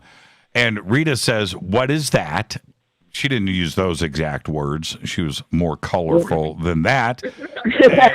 But I looked over at her, and she's looking up out of the sunroof. So, but I'm on a mountain road, right? So I've got to drive the car. It's not like I can just, but as I go to look in the direction that she is in, that she's looking in, this white light came down through the middle of the windshield in front of me. I can see it. It lasted only for about a second. It was big, and it looked like it was about to crash into downtown Van Nuys. That's what happened. But there was no explosion. I was expecting, right? Yeah. But nothing happened. And I looked down at the clock. It was 10:24, and I picked up the phone and I called MUFON. I called Wolf McLaren over at Wolf McCarran over at MUFON and said, "Dude, any reports?" He said, "Not yet." I said, "Okay." 10:24 p.m. over the valley, landed in downtown Van Nuys. And Rita and I raced home, and I thought I was going to see it on the news. And it wasn't. It wasn't on the news. And I checked the internet, and the next day I'm waiting for something, and there were no reports. So that was the first one. Okay, so what was the second question? Well, on that experience you had, do you think that maybe they only allow certain people to see them? And I've always myself thought that not everybody can see them. It's only certain ones that they are trying to get your attention. Well, see, I thought, the answer to that is yes, of course. Yeah. But I thought, because there's a million people that live in the valley. It's Van Nuys. There's tons of people outside. I would have thought that the phone lines would have been lit up to the police department, to the news, that everybody saw this, and it was nothing. Now, we did have a couple of other friends and Rita's coworkers and things at the time. They saw it, but it wasn't in the news. It was not in the news. Okay, second question. I wondered about, Twitter, if you were ever going to maybe set up a system where you have the photo of the individual you're speaking to, or even a video facing the guest on who's talking to you live on radio. Yeah, and that's a possibility. I didn't want to turn this into a TV show. I don't want to turn this is a radio program, and the bunker cam was just to be there for the Fadernauts originally, and then people on YouTube were asking about it, so we kind of do it over there. But going through, not everybody's got a camera, the guest, number one. Two, it's a whole nother technical thing to go and do that live each night. And three, this is a radio show. I want people to let their imagination go. I want them to just listen to the show. I don't want them to see it. About your ghost photo that you took. I had something happen to me. I took a picture because I hurt my hand and I had a brace on. And in the picture, it looks like an alien. Post it on Twitter. Let me see it. I did. It's so weird. Yeah. I don't know why, but when I tried to send the photo, download it to my husband's phone, it won't let me. Huh. And when I take his phone to take a picture of it, it's like an orb. It's like an orb coming out of your hand. It is very odd. Okay. I've never seen. And you posted it on Twitter? It should be on your Twitter site. It's on your Twitter. I actually put your name to it, so you can see it. But very when? Interesting. What time It was about hour ago. Probably about I would say about 9 o'clock. Yeah, between 9 and 10 or so. It's Lori. It's Lori and Dave Walker. Okay, you guys know that I've had 1,000 tweets tonight. Oh my right? God! Right. What I'll do is I will actually send it to you in a message. Okay, all right. Do it again, and I'll try to keep my eye out for it. I want to see it. Okay. Yes, that sounds awesome. And you have a great night. You guys have a great night too, Lori and Dave. And post it up in Twitter so I can see it. And when the other Fadernauts, when you see it, repost it to make sure that I've got it and hashtag F2B. All right, you guys have a great night. You too, Bob. Go back, Faith Happy. Right back at you. That's what I'm talking about right there. That is a good phone call. All right, let me see who is up next. Let's go here and say the magic words. Hi, you're live on Fade to Black. Who's calling? Hi, sir. My name is Mark. Hi, Mark. I was referred over from Eric from Night Shift about talking to you about what's going on up on the Oregon border in regards to Bigfoot and orbs and things like that. Who is Night Shift? That's another podcaster. He said I should call in. Oh, okay. I thought it had been set up. No, that's okay. That's okay. So how you doing, Mark? I'm doing well. How are you, sir? I am doing fantastic. And what's going on? Well, it's the strangest thing. I run a overlanding company down here in Los Angeles. Somebody recommended I should go check out this person's property up on the Oregon border.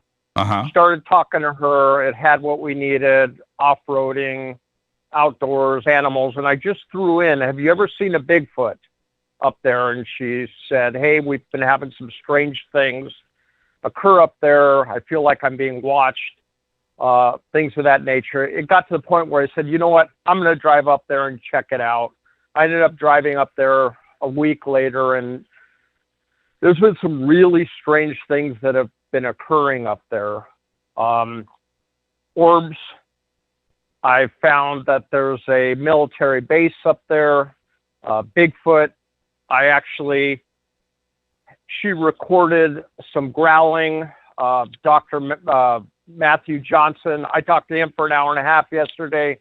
Toby Johnson did the spectrometer in regards to the video and said it was impossible to be able to be slowed down to that slow on her iPhone, and we're hearing growls and things like that. And this is something I really have no idea what I'm getting into.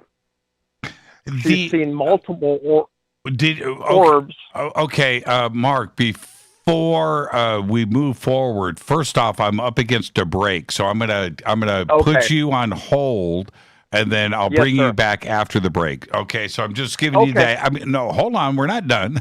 Okay. What I'm saying I'm not going anywhere. I'm giving you that warning now. Now let's get back to. What did you see Bigfoot up there? You know what? I have not seen it. The one time I was up there, we were sleeping in her house. She's in the middle of nowhere, down up on a hill. Mm-hmm. She's got 250-pound Pyrenees dogs that are outside, and they start going crazy. I brought my dog up one night, and we were sleeping inside. My dog starts going crazy one night also with growls that he's never used before. And I could just sense that something's there. Something's about this valley. And now I've been doing so much research and talking to multiple people and checking on the Indian aspect of it. And 1880s, there were reports and things from these tribes about talking about Bigfoots. And I did a survey trying to find the types of minerals that are there, and are there enough food sources, and there's caves everywhere. And it's just as if I'm going down a rabbit hill.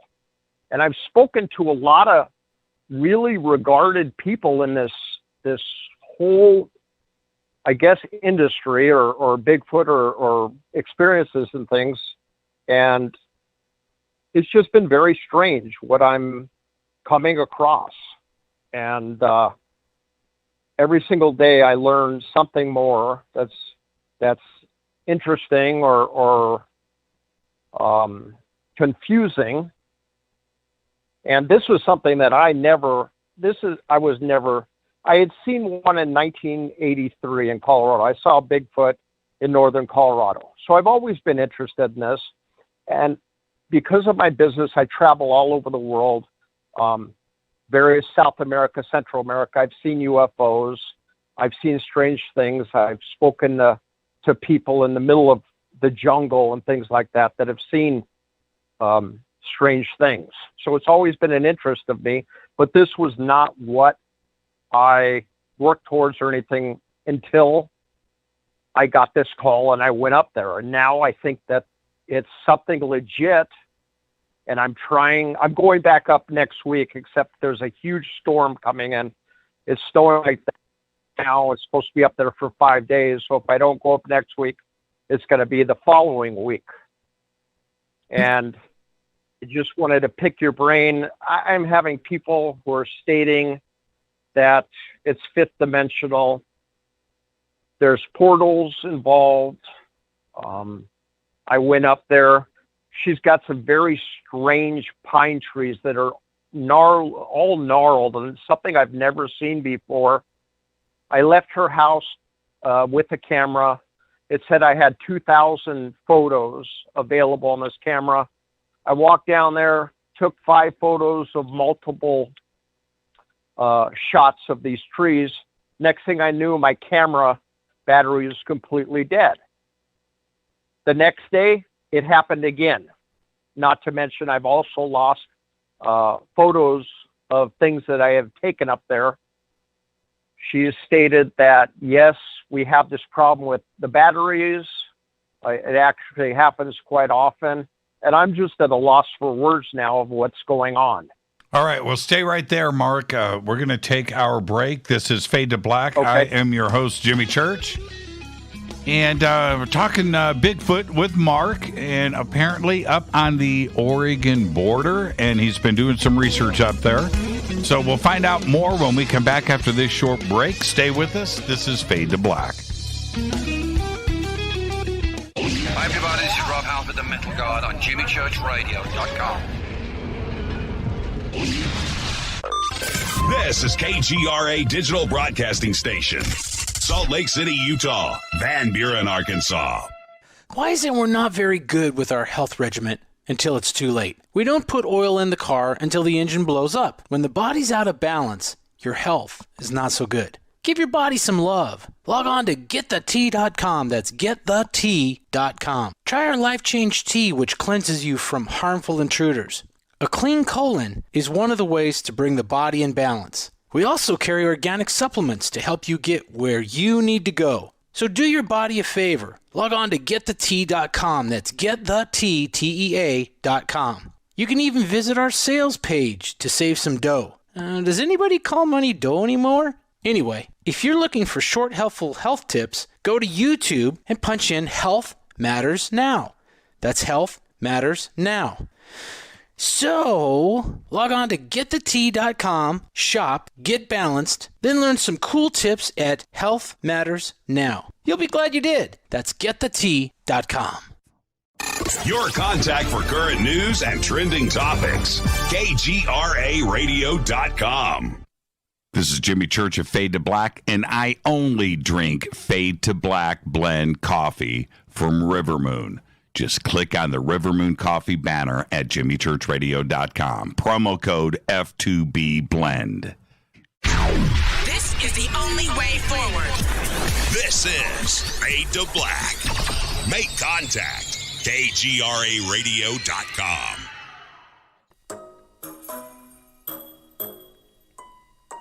When you're in the house for longer periods of time, you can see them flying or running across the floor. Ooh, yuck. They're unhealthy, gross, and disgusting. Bugs. I loathe bugs. We keep a clean home, but occasionally bugs show up. Well, I found something that is tougher than bugs. Orange Guard. On contact, it kills hidden bugs, including ants, roaches, and fleas. Plus, Orange Guard is a residual repellent. All of the ingredients of Orange Guard are on the FDA generally recognized as safe list. Orange Guard may be used around food, humans, and pets. It comes with a 30-day money-back guarantee. Orange Guard. Available at orangeguard.com, Whole Foods, and Ace Hardware.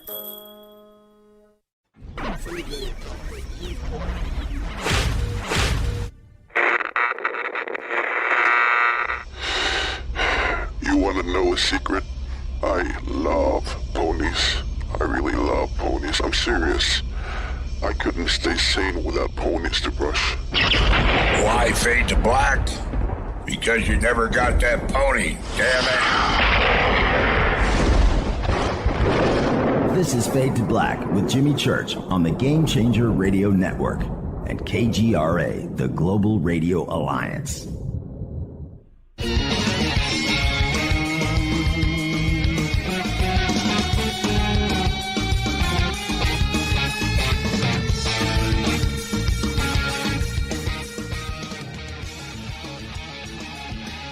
Welcome back. Fade to Black. I am your host, Jimmy Church. Thursday night, Fadernight. Open lines all night long. 747-228-2051. 747-228-2051. Right now, we're talking to Mark, who's been doing some Bigfoot research up on the Oregon border. And he's talking about his trips that he's been taking up there. And Mark, what area, when you say, the Oregon border is wide with California, what part? I'm actually about 2 hours from Reno. I don't really want to give the town because it's a crazy small town, and I'm worried that people are just going to trample all over this woman's property. So she asked me to not give it, so I'm trying to be respectful. I'll give you the general area up in Plumas National Park. Okay. National Forest. Okay. Now, has she taken any videos? You haven't seen Bigfoot.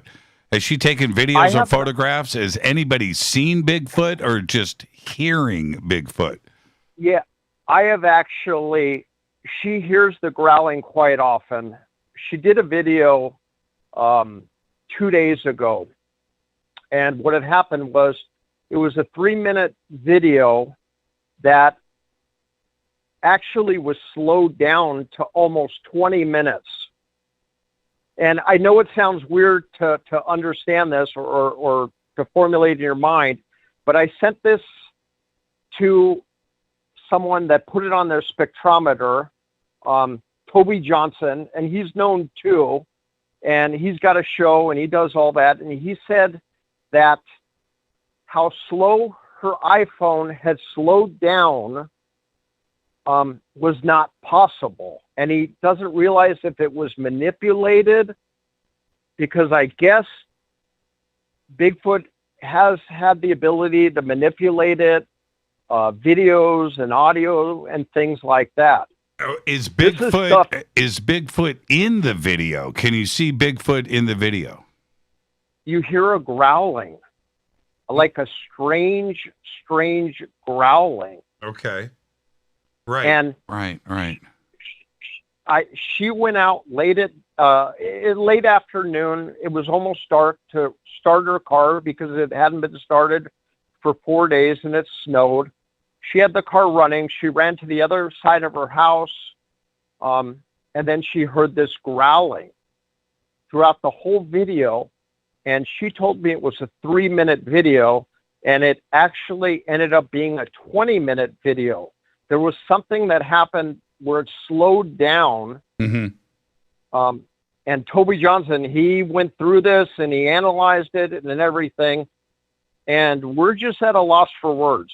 And he's telling me this has happened before with things that he's investigated in regards to manipulation of video and audio and things like that. Yeah, and has she seen Bigfoot? What has she described? Okay, she lives on the top of the hill. She has 2 employees that live about 300 yards below her. She has had instances where there is something that comes up on her porch. She can feel it, sense it, hears noises, hears pounding on the side of their house. She called down to the employees on the radio. They began running up. The guy in the front had a headlight. The guy behind him had a gun on his side. The guy in front with the headlight said 30 feet away, he saw Bigfoot and it just basically disappeared. It was right there one moment. The next moment, he had disappeared. And I interviewed these guys, so I know that it was legit, what they were believing, what they were thinking, and things like that. And what did they describe? What did they see?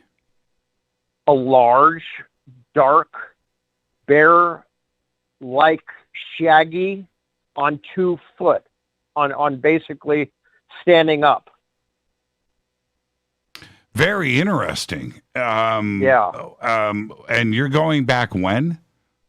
I'm planning to go on Tuesday. The problem is this big storm up there. I don't know how bad the storm is going to be. If it's still going on, then I'll wait 1 more week and see what happens. And you'll share all of this with us as it goes down? I could. I mean, I would like to. I mean, there's stuff I haven't brought up too. I'd love to talk to you outside of this if somebody wants to take my number. There's certain, I think you have a lot of experience because you've spoken to so many different people. Mm-hmm. You've heard different people's ideas, different people's stories, and what connections and correlations there are.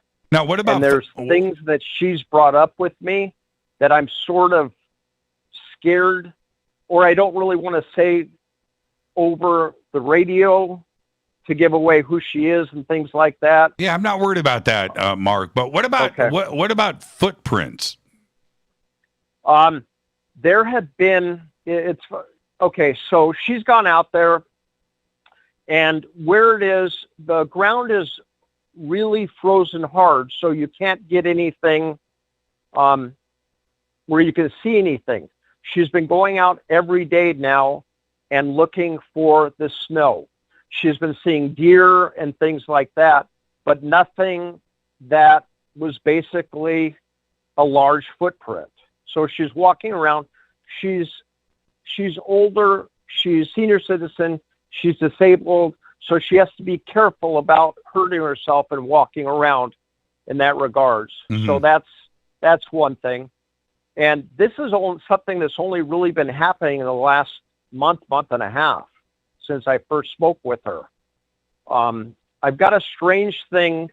She called me one day, and I've got some pictures that I posted up on my Facebook where there was a large, actually fecal material where it took a poop where it's like 14-inch circumference.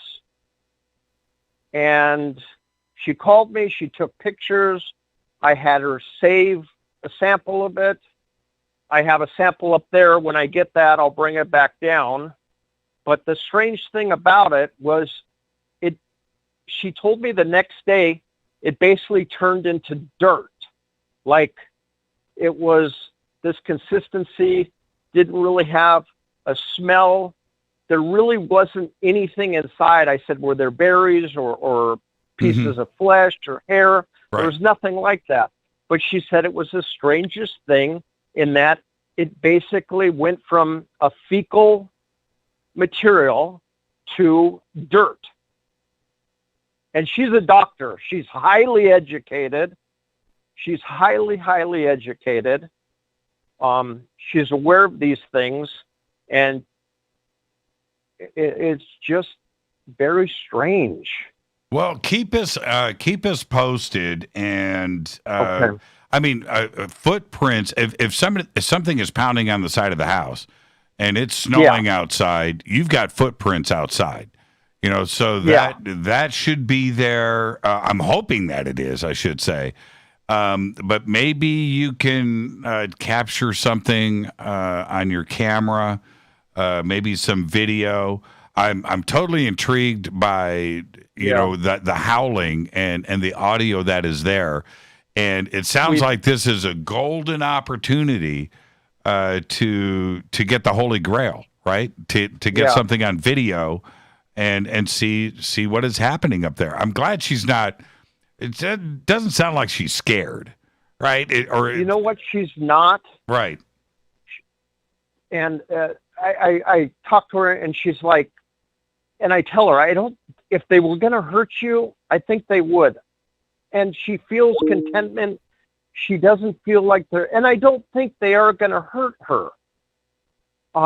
But with all these different people who I've spoke with who are saying fifth dimensional and they can manifest, and sometimes they can just show up at a location. I mean, I have spoken to probably 50 or 60 different people that have written books about this, and I've reached out to individuals, and everybody's been really, really nice, and everybody has a different idea and a different theory. And in regards, I spoke with Dr.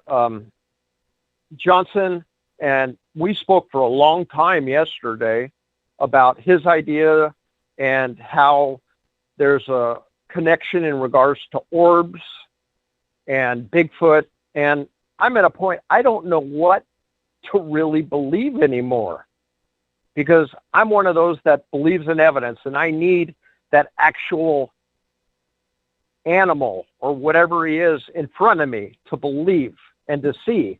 Yeah. And now other people are telling me a different correlation, and it makes me think, is there a correlation with UFOs? Because she's seen them multiple times in that area, as well as orbs. Well, she's had orbs with. Yeah, I agree with all of that. It's such an interesting subject, and I've seen Bigfoot prints, but I haven't. Compared to what I've seen with UFOs and ghosts and other things. I've had all of that happen, but Bigfoot is a lot more elusive. But there's a lot of very intriguing stories out there, and we're going to be covering this more and more on Fade to Black, because I think there's a huge interest out there for it. There's a lot of great research. We need, the next step here, the one that you're looking for, and hopefully what you're doing up there right now in Oregon, you're right on the edge of something breaking. So keep us posted, Mark. Yeah, and I will. Now, I did. I don't know if I can say. I put my Facebook with my business. I don't know if I can say it, and if somebody can reach out with me and has any ideas. I don't know if I can tell you what it is. I posted videos of when I was up there about what was going on. Yeah, well, and certainly you can post all of that up in Twitter, and our audience will retweet. and get all of that out there. So definitely do I don't that. even think I don't even have Twitter. Okay. Well, Eric does. Eric can handle it for you and get it up there. Okay. Enjoy Then your weekend. I will, sir. Thank you so much. And then I'm going to have Eric get in touch with you with my phone number. Mm-hmm. If you have a moment. I have some other things I didn't even speak about. You may have. Eric, I actually went over and met him, and we spoke for a few hours. We speak all the time now, and I think he can say that I'm not a crazy guy, and where I'm going is actually pretty legit. No, I'm not. You seem pretty legit to me. So yeah, absolutely. Sir. Go and continue your research and keep us posted. Okay, Mark? I will, sir. Thank you, and have a good evening. Yeah, you too, man. Great phone call. Thank you for that. And I've been hearing about what's going on up there for a while now. And so, Mark, definitely stay on top of it. Keep us posted. And it sounds like something is about to happen up there. And what I mean by that, there's too much going on. So eventually somebody's going to catch something. We're going to get some video. We'll get some still images, maybe get some footprints and wow, this is pretty cool. It's pretty cool. Plus she's got some people that work for her on that property too as well to keep her safe, but also as witnesses. Let's go back to the phones. Hi, you're live on Fade to Black. Who's calling? Hi, Jimmy. This is Kevin from Texas. Hey, Kevin. How are you, man? Doing a lot better. Don't really have a lot to talk about tonight. I just want to call in and say hello to you, Rita, and all the Fadernauts. It's great to hear your voice. Yeah, it's great to hear your voice. You just said you're doing a lot better. You want to say a lot better from what? Still not really comfortable with that right now, but I'm doing a lot better. Optimistic for the future. Okay. A whole new life out here.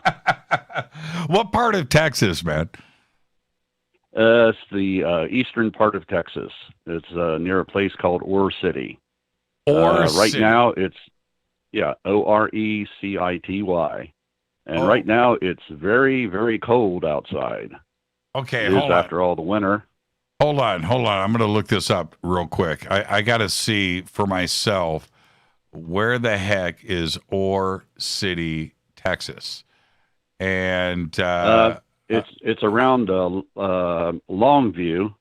Longview's famous because the actor Matthew McConaughey comes from there. And not that far from Shreveport. And there's Texarkana. And there you go. You got a nice lake right there, man. Lake of the Pines. Yeah, yes. Lake of the Pines. Been there several times. Now, hold on. I can top all of this. There is a town called Coffeeville. Look at that. Coffeeville. Yeah, right next to it's the next town north from Ore City. Yeah. Coffeeville. There's a Coffeeville Road. The Coffeeville Baptist Church. Look at that. Yeah. That's a good part of the country, man. It's the best way I can describe it. It's like several states within just miles of each other. I mean, it's really beautiful out here. So relaxing. Just in that relaxing mode right now. But like I said, I'm doing a lot better, thinking a lot better, clearing things up, looking optimistically at the future. Well, the good news about Ore City, it's population 125, so that you got that going for you. You do have a gas station, right? Right. You do have a gas station, and one thing I do want to say. Since I've been out here, I've got to try Whataburger. Oh, excellent. I saw you post that. Excellent, man. Oh man. Oh, I'm not that big on fast food, but when it comes to a Whataburger, it's like, okay, Jimmy Church was right. This is excellent. And do you know what else you got in Ore City, population 125? You got a Sonic drive-in. So, That's right. I mean, life is good, man. There are no Sonics back east, where I was originally from. Definitely no Whataburgers, but I mean, out here it's like a brand new planet. This is Mayberry, man. That's exactly Mayberry. That's what I'm looking. I'm looking at the map right here. I'm looking at downtown, and you got, and that's cool, man. That is all right. Good for you. Good for you. Thank you. We don't even have a Sonic. We don't have a Sonic. Really? No, there's the closest Sonic that I know of is over on the south side of Glendale, off of the 5. I mean, Rita and I went there once. It's an hour. It's an hour away, so it's too far to go to. We thought this is the truth, Kevin. Because Sonic is so far away, Rita and I were thinking we need to open up a Sonic in the valley. We need to franchise. Let's go and do this. So I went and looked it up, and the money that it takes to open a Sonic. And see, the thing is, so you have to have all that upfront cash, but you have to have the property. So Sonic isn't a storefront. It's a drive-through. It's a drive-in. It's a big chunk of land. And that's why there's no Sonics in the valley, because that chunk of land is like, for a Sonic, it's got to be like $10 million, $20 million. So that killed our whole Sonic idea. So it's like you were up here, then poop boom to the bottom, right? Kevin, man, I miss you. I'm glad that you're better. And you called in and checked in with me every day. Rita just said, quit making stuff up. You wanted the Sonic, not me. That's what she just said. Oh, man. It never ends, right? It doesn't. Hi, Rita. She listens to every word. Kevin, enjoy your weekend, my man. You too, Jimmy. Be safe. Be well. Fade to black. Fade to black. That's what I'm talking about. That's Kevin, not from West Virginia. That's Kevin from Texas. Thank you, Kevin. Enjoy your weekend. And Rita just said, I'm making stuff up. I'm not making that up. This is the thing. Rita and we wanted to, for the longest time. Rita's such a great cook. All right. And she makes these sandwiches, and we went through a period of that where these sandwiches were so good. We got to open up a sandwich shop. We have to do this. The world needs to taste this cooking. They have to, and it's just impossible to pull off. But maybe one day we will. Let's go back to the phones. Hi, you're live on Fade to Black. Who's calling? Hey, Jimmy, can you hear me? Yes. Okay, I want to make sure the audio was good. I'll take a melt when you open up that sandwich shop, all right? Who's calling? This is Jeremy, Jimmy. Hey, Jeremy, how are you? I'm good, man. I'm in a good spot tonight. Warm, got food in the fridge, got drink. It's all good. Yeah, that's it. Warm, food. Fadernight. Yeah. And Go Beckley Tepley. And Fadernight.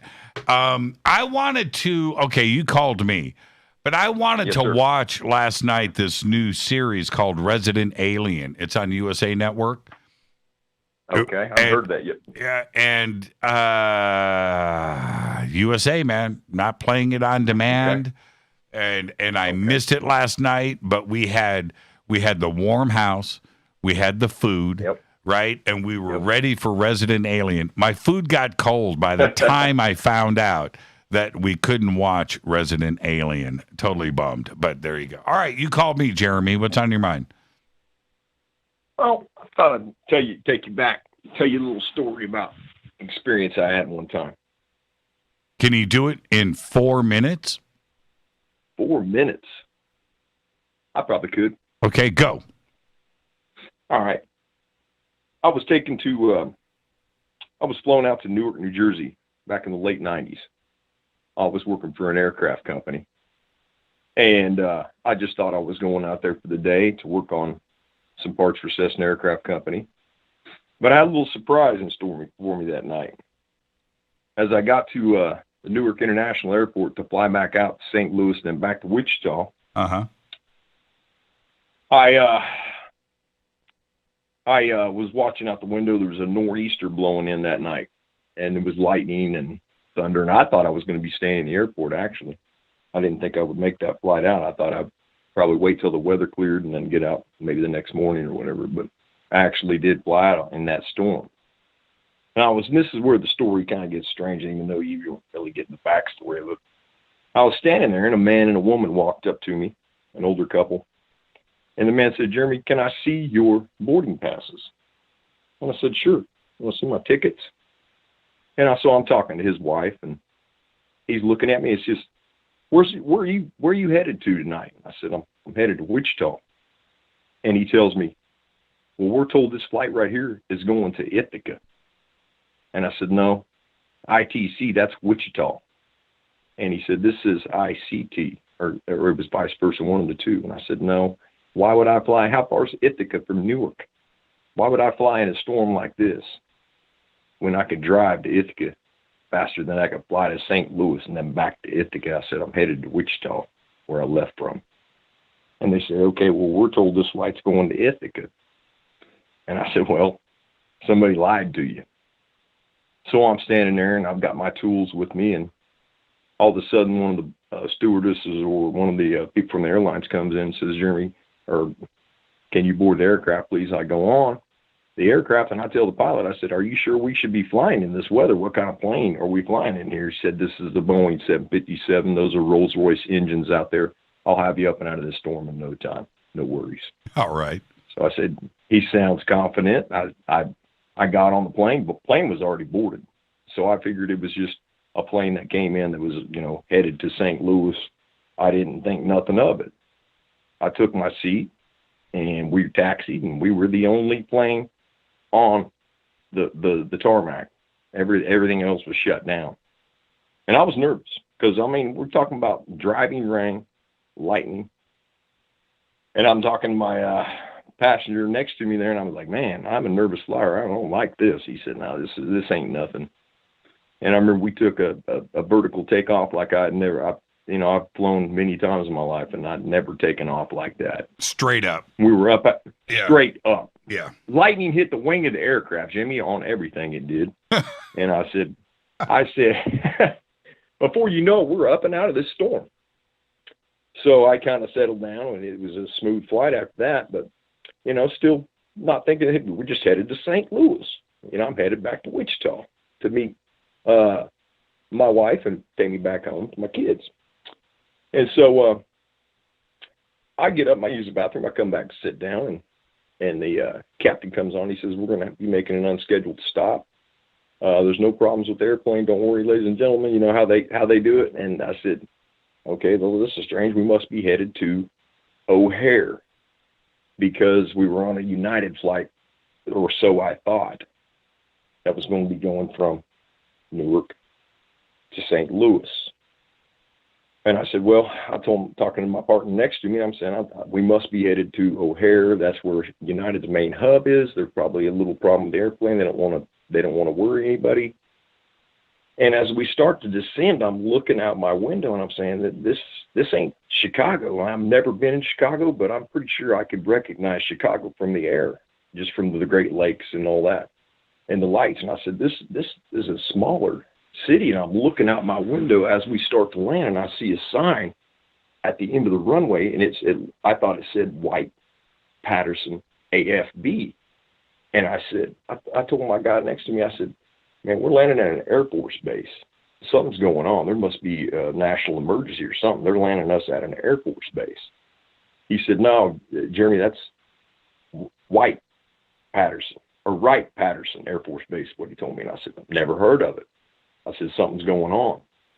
So as we start to land, we land, and everybody on the right side, I'm clear on the left side on the window on the wing.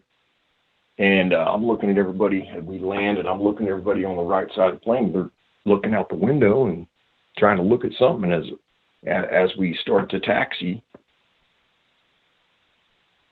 I see a United States of America aircraft painted with spotlights on it, sitting on the tarmac. And I'm saying, whoa, something's going on here. So what happened? We've already blown past this. Yeah, keep going. I've got 1 minute. 1 minute. 1 minute? All right. So they ushered me by myself off of that plane. I'm thinking, I still have no idea what's going on. And they ushered me down the air stairs and over to the United States of America aircraft. What? And yeah, believe it or not, Jimmy, you can take this with a grain of smelling salts, or don't believe it. Okay, wait. They just you. They asked, you're at Wright Patterson. Just me, Jimmy. Now I'm tripping. Now I'm tripping because I'm thinking, what's going on here? Why am I the only one being singled out here? I'm worried. I got a family and kids. I didn't know if we were at war or what was going on. All I know is I was being ushered over to a United States of America government plane. And as I walked in the door, I was greeted by the President of the United States at the time. And I said, Mr. President, what's going on? I got a family. Are we at war? What's going on? He said, no, Jeremy, we got a little surprise for you tonight. We're going to take you back down to McConnell, and then we'll take you down where you're from. And they showed me something before we left there. They showed me a craft. And that really happened. And whether you believe it or not, it really happened. And so they showed me the craft, and I thought, I was struck by it. It looked at the time, something we could have built, but it was on a platform, and it looked like it was being held up by something on the back of it or on the front of it. I don't know, because it was kind of, they really couldn't tell what was the front and what was the back. It looked like, I'd liken it to the bat plane, and it wasn't very big. In fact, it didn't look like a human could fit inside it, not a full-grown one anyway. And so I said, is this ours? And he said, no. And he told me where the craft was retrieved from. And I said, wow. Where was it retrieved from? I said, wow. If I remember right, this memory was wiped from me, Jimmy. I don't know if you know anything about wiping or phasing or washing, but this memory for a long time I had forgotten about. And so I want to say it was either Roswell or it was Cape Girardeau. It was one of the two. I do know that. It was one of the two. Like I say, this memory was wiped from me, so it's hard for me to remember specific details. But I do remember, I said, what? Is that what's holding it up in the back? He said, no, that holds it in place. This is anti-gravity. And I was like, wow. I was blown away, because here I am 1 minute thinking I'm flying to St. Louis, Missouri, and the next thing I know, I'm sitting at Wright-Patterson Air Force Base in Dayton, Ohio. And now, I'm just blown away. What president greeted you? Well, man, I don't want to drop names, but it was the late 90s, I'll tell you that. So it was Bill Clinton. Okay. Bill Clinton, and I met him that night, and I met his wife that night, and it was a very interesting night, to say the least, Jimmy. So what? That's Air Force One? Well, like I say, the memory was wiped for me. If he's on board the plane, it's automatically Air Force One, whether it's the 747 version or some of the other versions. They have a lot of different models they fly, but yeah, it was Air Force One, because he was aboard. There was a lot of other people aboard that night too, but and then most of the time that. Okay. Yeah. You said they took you. Where did you fly? I flew, like I said, from Newark, and they diverted us to Wright-Pat, and so I boarded Air Force One at Wright-Pat, and they flew me back down to McConnell Air Force Base in Wichita. Right. And then flew me down to my hometown, and then I went home. But why Actually, you? Why you? Well, Jimmy, you know, made a little news back in the day. My parents were influential people. Let me just say that, okay, without mentioning their names. So I guess I made a lot of news back in the day because of football, because I had a passion for football, Jimmy, and I made the mistake of playing a game one night. They took me out of the stands and they suited me up against a team called Clearwater. And, you know, that was part of it, and it's all part of who my parents are and the game and the notoriety that I'd gotten when I was younger. And so I can't tell you exactly why, but it's part of it, who my parents are, and, you know, the notoriety I'd gotten from playing that game that I almost wished I never would have played. And so we landed at McConnell, and I was having fun, you know. I had a couple beers. I said, yeah, man, this is blowing me away. Can I get a drink? And it was like, I remember Bill was like, Jeremy, this is Air Force One. What do you want? We do it up right here. And I said, I guess a Bud Light. So, you know, it was just a crazy night. And so then that memory was wiped from me, and I'd forgotten about it for a long time. And I've had a lot of revelations as of late. What has triggered all these memories? It's a combination of things. I lost a daughter here a couple years ago, and so a lot of other things have happened too. I just got out of prison, and so, you know, just a lot of inflection, you know, not trying to live in the past, but when you have these type of memories, you're kind of confused and you're wondering if it's real. And so it hasn't been easy, but, in fact, it's been scary. It's been scary because you think to yourself, are you losing your mind, Jeremy? Are you making this stuff up? Are you delusional? Or did this really happen? And you almost wish that was the case. You know, that maybe this isn't real. You know, maybe I am making up these memories, but I don't believe that's the case, Jimmy. I believe that experience actually did happen, and it was wiped from my memory. And I don't think that I'm the only one that's ever had memories wiped from them. I think it's a lot of people who've experienced the brainwashing, brain wiping, phasing, whatever group uses it. I'm sure they have their own, because I know our own CIA, I'm sure, has used it. I'm sure, you know, the NSA uses that technique. And so it's been hard, Jimmy, but I'm working through it. I'm safe, you know. I'm with my mama, right, in a very secure location. Like I said, I got food in the fridge. I got a drink. I'm warm. I'm in my beanbag chair talking to Jimmy Church, so that's all good. But, you know, I got a lot of these memories have just been so unreal that it's been hard to deal with, Jimmy.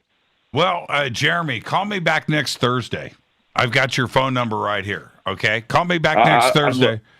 And I'd love to, Jimmy. And let's continue this conversation. Will you do that for me? I will do that, Jim. Jeremy, be safe. That's an incredible story. And, you know, there are those out there, Jeremy, that are listening to this going, BS. Yeah. And you understand that. You understand that. Yep. And absolutely. But got to talk about it. Got to talk about it. I want to hear more. So call me back next Thursday. Call me back earlier. Don't call me at the end of the show. And yes, sir. And we'll continue this, my man. All right. Yes, sir. And tell your mom I said, yo. I will tell my mom. All right. Be safe. Okay. You too, man. Thank you so much. That's it's an amazing phone call right there. Thank you so much, Jeremy. Look, I appreciate Jeremy's honesty. I don't know if it's real. I don't know where this is coming from. I could have imagined this whole thing. I believe that it's real. You can believe it or not. This is how it went down, and everything else. Very, very interesting. I'll tell you. I have a hard time getting script writers in Hollywood writing that one for you. So yeah, that was strong. That was powerful. All right, Jeremy, call me next week. All right, I wanna continue that. Hi, you're live on Fade to Black. Who's calling? Hey, Jimmy, it's Max. How you doing? Hey, Max. How are you? I'm awesome. So I was going to touch base about last night with the doc there. I found it was kind of interesting that he was talking about Moira, right? Well, on Stargate, that's the lady that found the little pendant for old Daniel Jackson. You know what I mean? Oh, in the beginning. Yeah. So the lady that, like, he was yeah, isn't that cool? Oh, I didn't. Whenever I hear Moira, I hear it for other reasons. But yeah, you're absolutely right. She was the daughter. And yeah. Yes, and then she came and listened to him speak at the museum. Yep, you got it. Wow. Yeah, I've been doing a lot of digging into like breaking down alphabets and numbers and stuff, and just tying parallels between stuff. But when you said that, I just thought, like, whoa, you know. You know, there. And speaking of that, I'm going to give everybody a little tip. There is a movie out there that probably nobody listening to me right now has ever seen or heard of, but it's called Traveling Salesman. Okay, write that down. Okay, Fadernight, right. Pop it up in Twitter. Traveling Salesman. I'm going to say it's about 3 or 4 years old, maybe newer, but it's a new movie. Traveling Salesman. And somebody pop it up in Twitter so I can retweet it. It's about these four mathematicians, intellectuals, get together, pulled together by the White House, and I don't want to give it away, but it has to do with math and computer programming and saving the world. And they all get together in this secret location and have a discussion at this table with the representative from the Oval Office there. So that's all I'm going to say. That's it. But whoa, what a movie. Just like Stargate, where you watch it over and over again. This is what reminded me of it. I watch Stargate all the time, and I pick up little things here and there. This movie, Traveling Salesman, I've watched on my own probably 3 or 4 times. And I watched it again today. And Rita, this is what's really funny about this. Rita always says to me, when did you watch this? Right? I'm like, honey, because we're around each other, all day, every day for 20 years. And so she knows everything and I know everything, So very rarely does something sneak by the other. All right. Now, I know she hasn't seen Traveling Salesman because I've only watched it by myself. But every time that I watch it, I'm like, man, Rita's got to sit through this movie with me. It's incredible. So now she's hearing it. This is me suggesting to her on the air what I want to watch tonight after the show. Check this out with breaking down the words here. And I had a dream. It's kind of like a download that I've been getting since after the alignment a little bit. I'm going to not necessarily lean too far into it yet, but so you got Horus and Hathor, right? Yes. Now, Hathor, like the Ha is a mother, and I haven't verified that, but just looking at it and plus what I'm seeing. And then, so that would be like the mother of Thor, right? And what I was supposed to tell you is your encounter when you were a little kid in your room, that was Thor. If my dream holds any kind of anything, but okay, all right. Anyway, kind of a fun little deal. Maybe I've been watching too much TV, but But I know, right? All of us have watched way too much TV. Look, Max, when I say that we have gone to the end of programming, Rita and I have. There's nothing. We have seen everything that has been produced in the history of the world. We've seen it all. And that's what 2020 did to us. We've seen there is nothing that we haven't seen except for Resident Alien on USA Network. Haven't seen that yet. But there you go. Max, enjoy your weekend, man. Thank you so much. if you could too, how's Rapture doing? And then I'll go ahead and jump off. You can go ahead and answer that when I'm off here. Yeah, Rapture was captured by Rita. Rapture isn't in here with me, but I do have Momo. I've got Momo right here. Right on. I've got Momo. Max, enjoy your weekend. All right, you do the same, Jimmy. Thank you so much. So Thor is what I encountered when I was a kid. Brought to Max in a dream. That's interesting. Okay. All right. I'll go with that. It was Thor. I just saw another movie. It wasn't worth it. It wasn't worth it. Hold on. So before I even say it, I'm putting the brakes on. It started out good. Traveling Salesman is on Amazon Prime. Yes, it is. Traveling Salesman official trailer. You guys are the best. Traveling Salesman, 2012. It's that old on Wikipedia. It is a must-watch movie. It's fantastic. Fantastic. Let's go back to the phones. Hi, you're live on Fade to Black. Who's calling? Jimmy Church. This is Matt. Which Matt? I don't want to say my last name. Okay. Well, just Matt, if that works for you, Jimmy. I got a lot of Matts that call this show. I've never called before. Okay. Where are you calling from, Matt? I'm in Michigan. Okay. What's on your mind?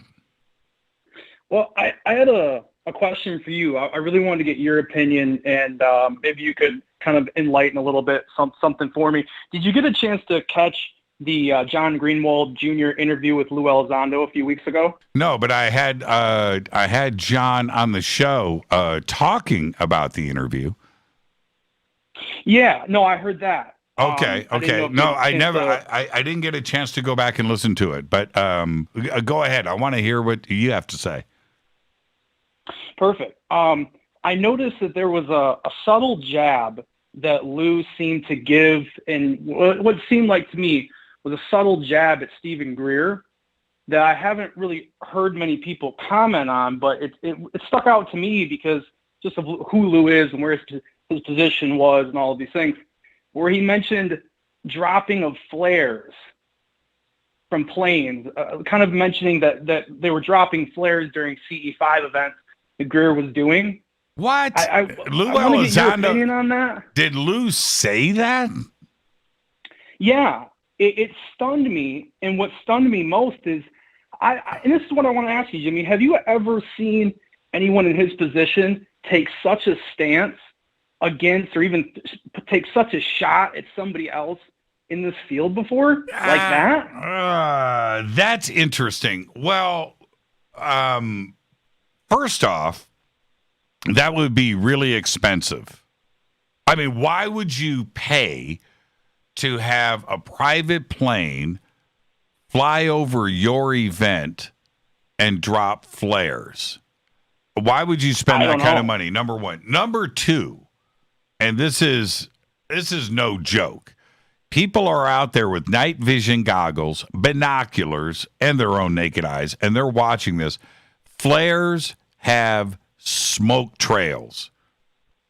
And you would see in night vision, you would see the smoke. It would look like a flare.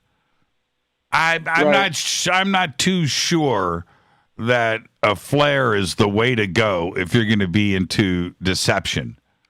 And the amount of people that are at those CE5s, some will believe anything that they see. All right, I get that.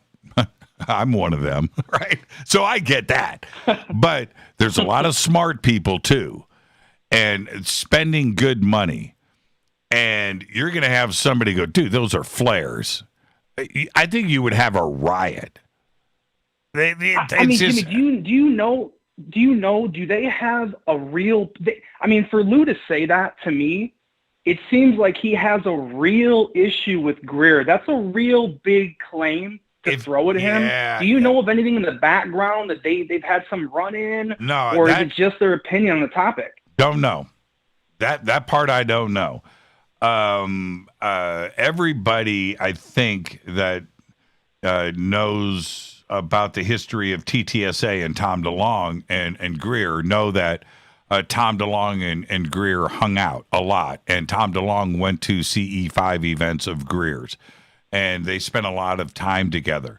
I don't know about Lou. I don't know if Lou's ever gone to those events, so I can't. I don't know. I don't know. But to make that kind of claim, I don't know. The claim is pretty bold, but what I am stating here is I have seen flares of all kinds. I've seen military exercises happen outside of my house on military bases. I have seen flares on a weekly basis light up everything out there, and I've watched them. I know some have little parachutes. And they stay up there for a while. But what you'd see is smoke.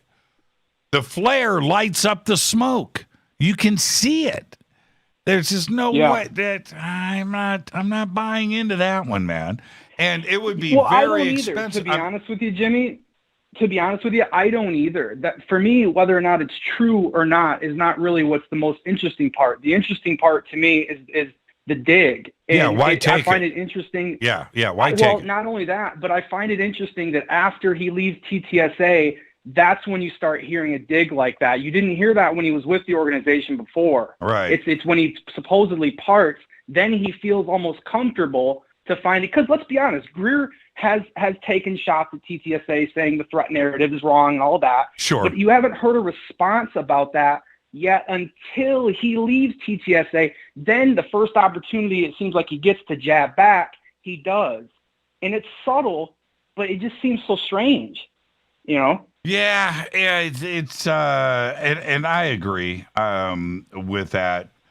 I should ask Greenwald. I mean, going out onto this path, I'm uncomfortable in thinking the weird thoughts about it.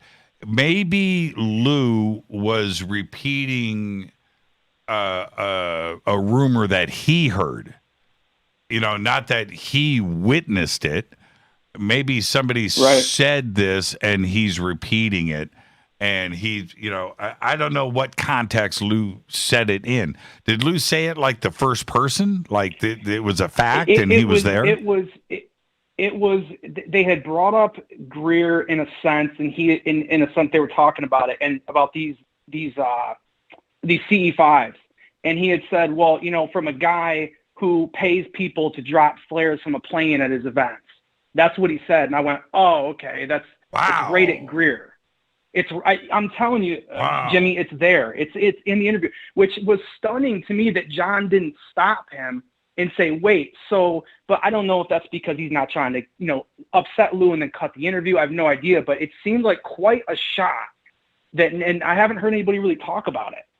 And that's a big claim coming from Lou, coming from his stature. I mean, I just feel like we haven't seen that before.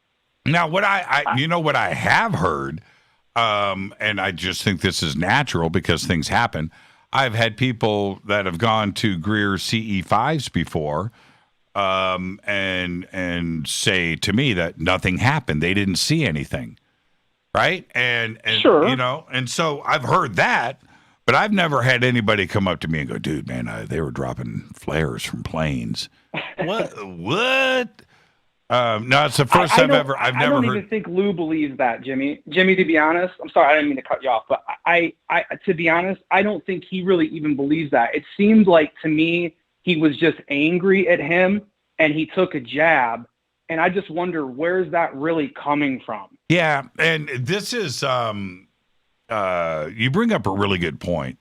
When it comes to the subject of UFOs and people's experiences and the stuff that they have shared and so forth, we don't know anything.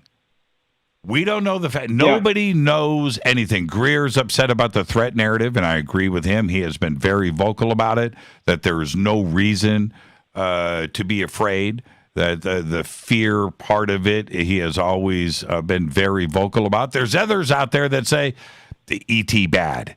You know, they've had nothing but bad experiences. But what you can't do in the UFO world is take a crack at somebody because you don't know the facts. You don't. Nobody does. Not me, not Lou, not Eric Von Daniken, not Travis Walton, not anybody that you can say. Nobody knows. Nobody knows anything. Nobody does. So you can't go and take a crack at somebody in this community because somebody may be right and you may be wrong. Or it could be the flip side of that. You may be right. Nobody knows anything. You know, and I've always been very open-minded about this.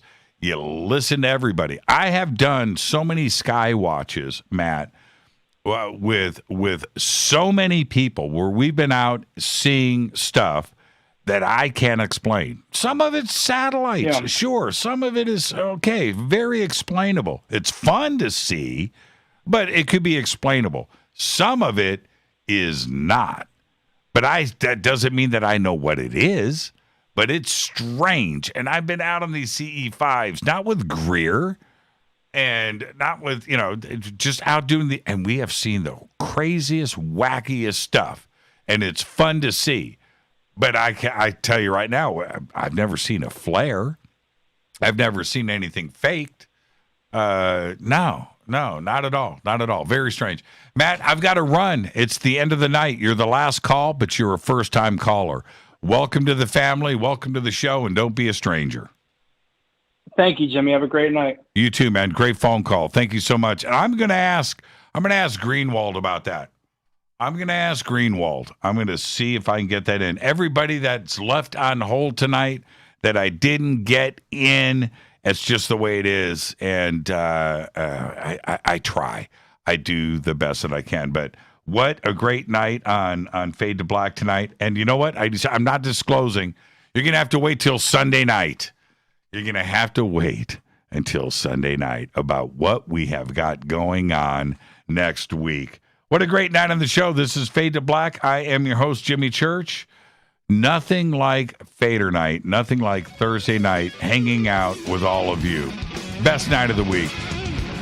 Fade to Black's executive producers, Rita Camurian. Show is produced by Hill J. Palm, Renee, Dennis, and Kevin. Announcers are Steve Harder, Gene Vitoa, Mark D. Kovar. Webmasters, Drew the Geek. Music, Doug Aldrich. Intro, Spaceboy, spaceboymusic.com. Fade to Black is produced by KJCR for the Game Changer Network, and syndication is KGRA, The Planet. This broadcast owned and copyrighted 2021 by Fade to Black and the Game Changer Network, Inc. It cannot be rebroadcast, downloaded, copied, or used anywhere in the known universe without written permission from Fade to Black or the Game Changer Network. I'm your host, Jimmy Church. We've got an amazing week next week. You'll find out Sunday. Until then, be safe. Fade to Black.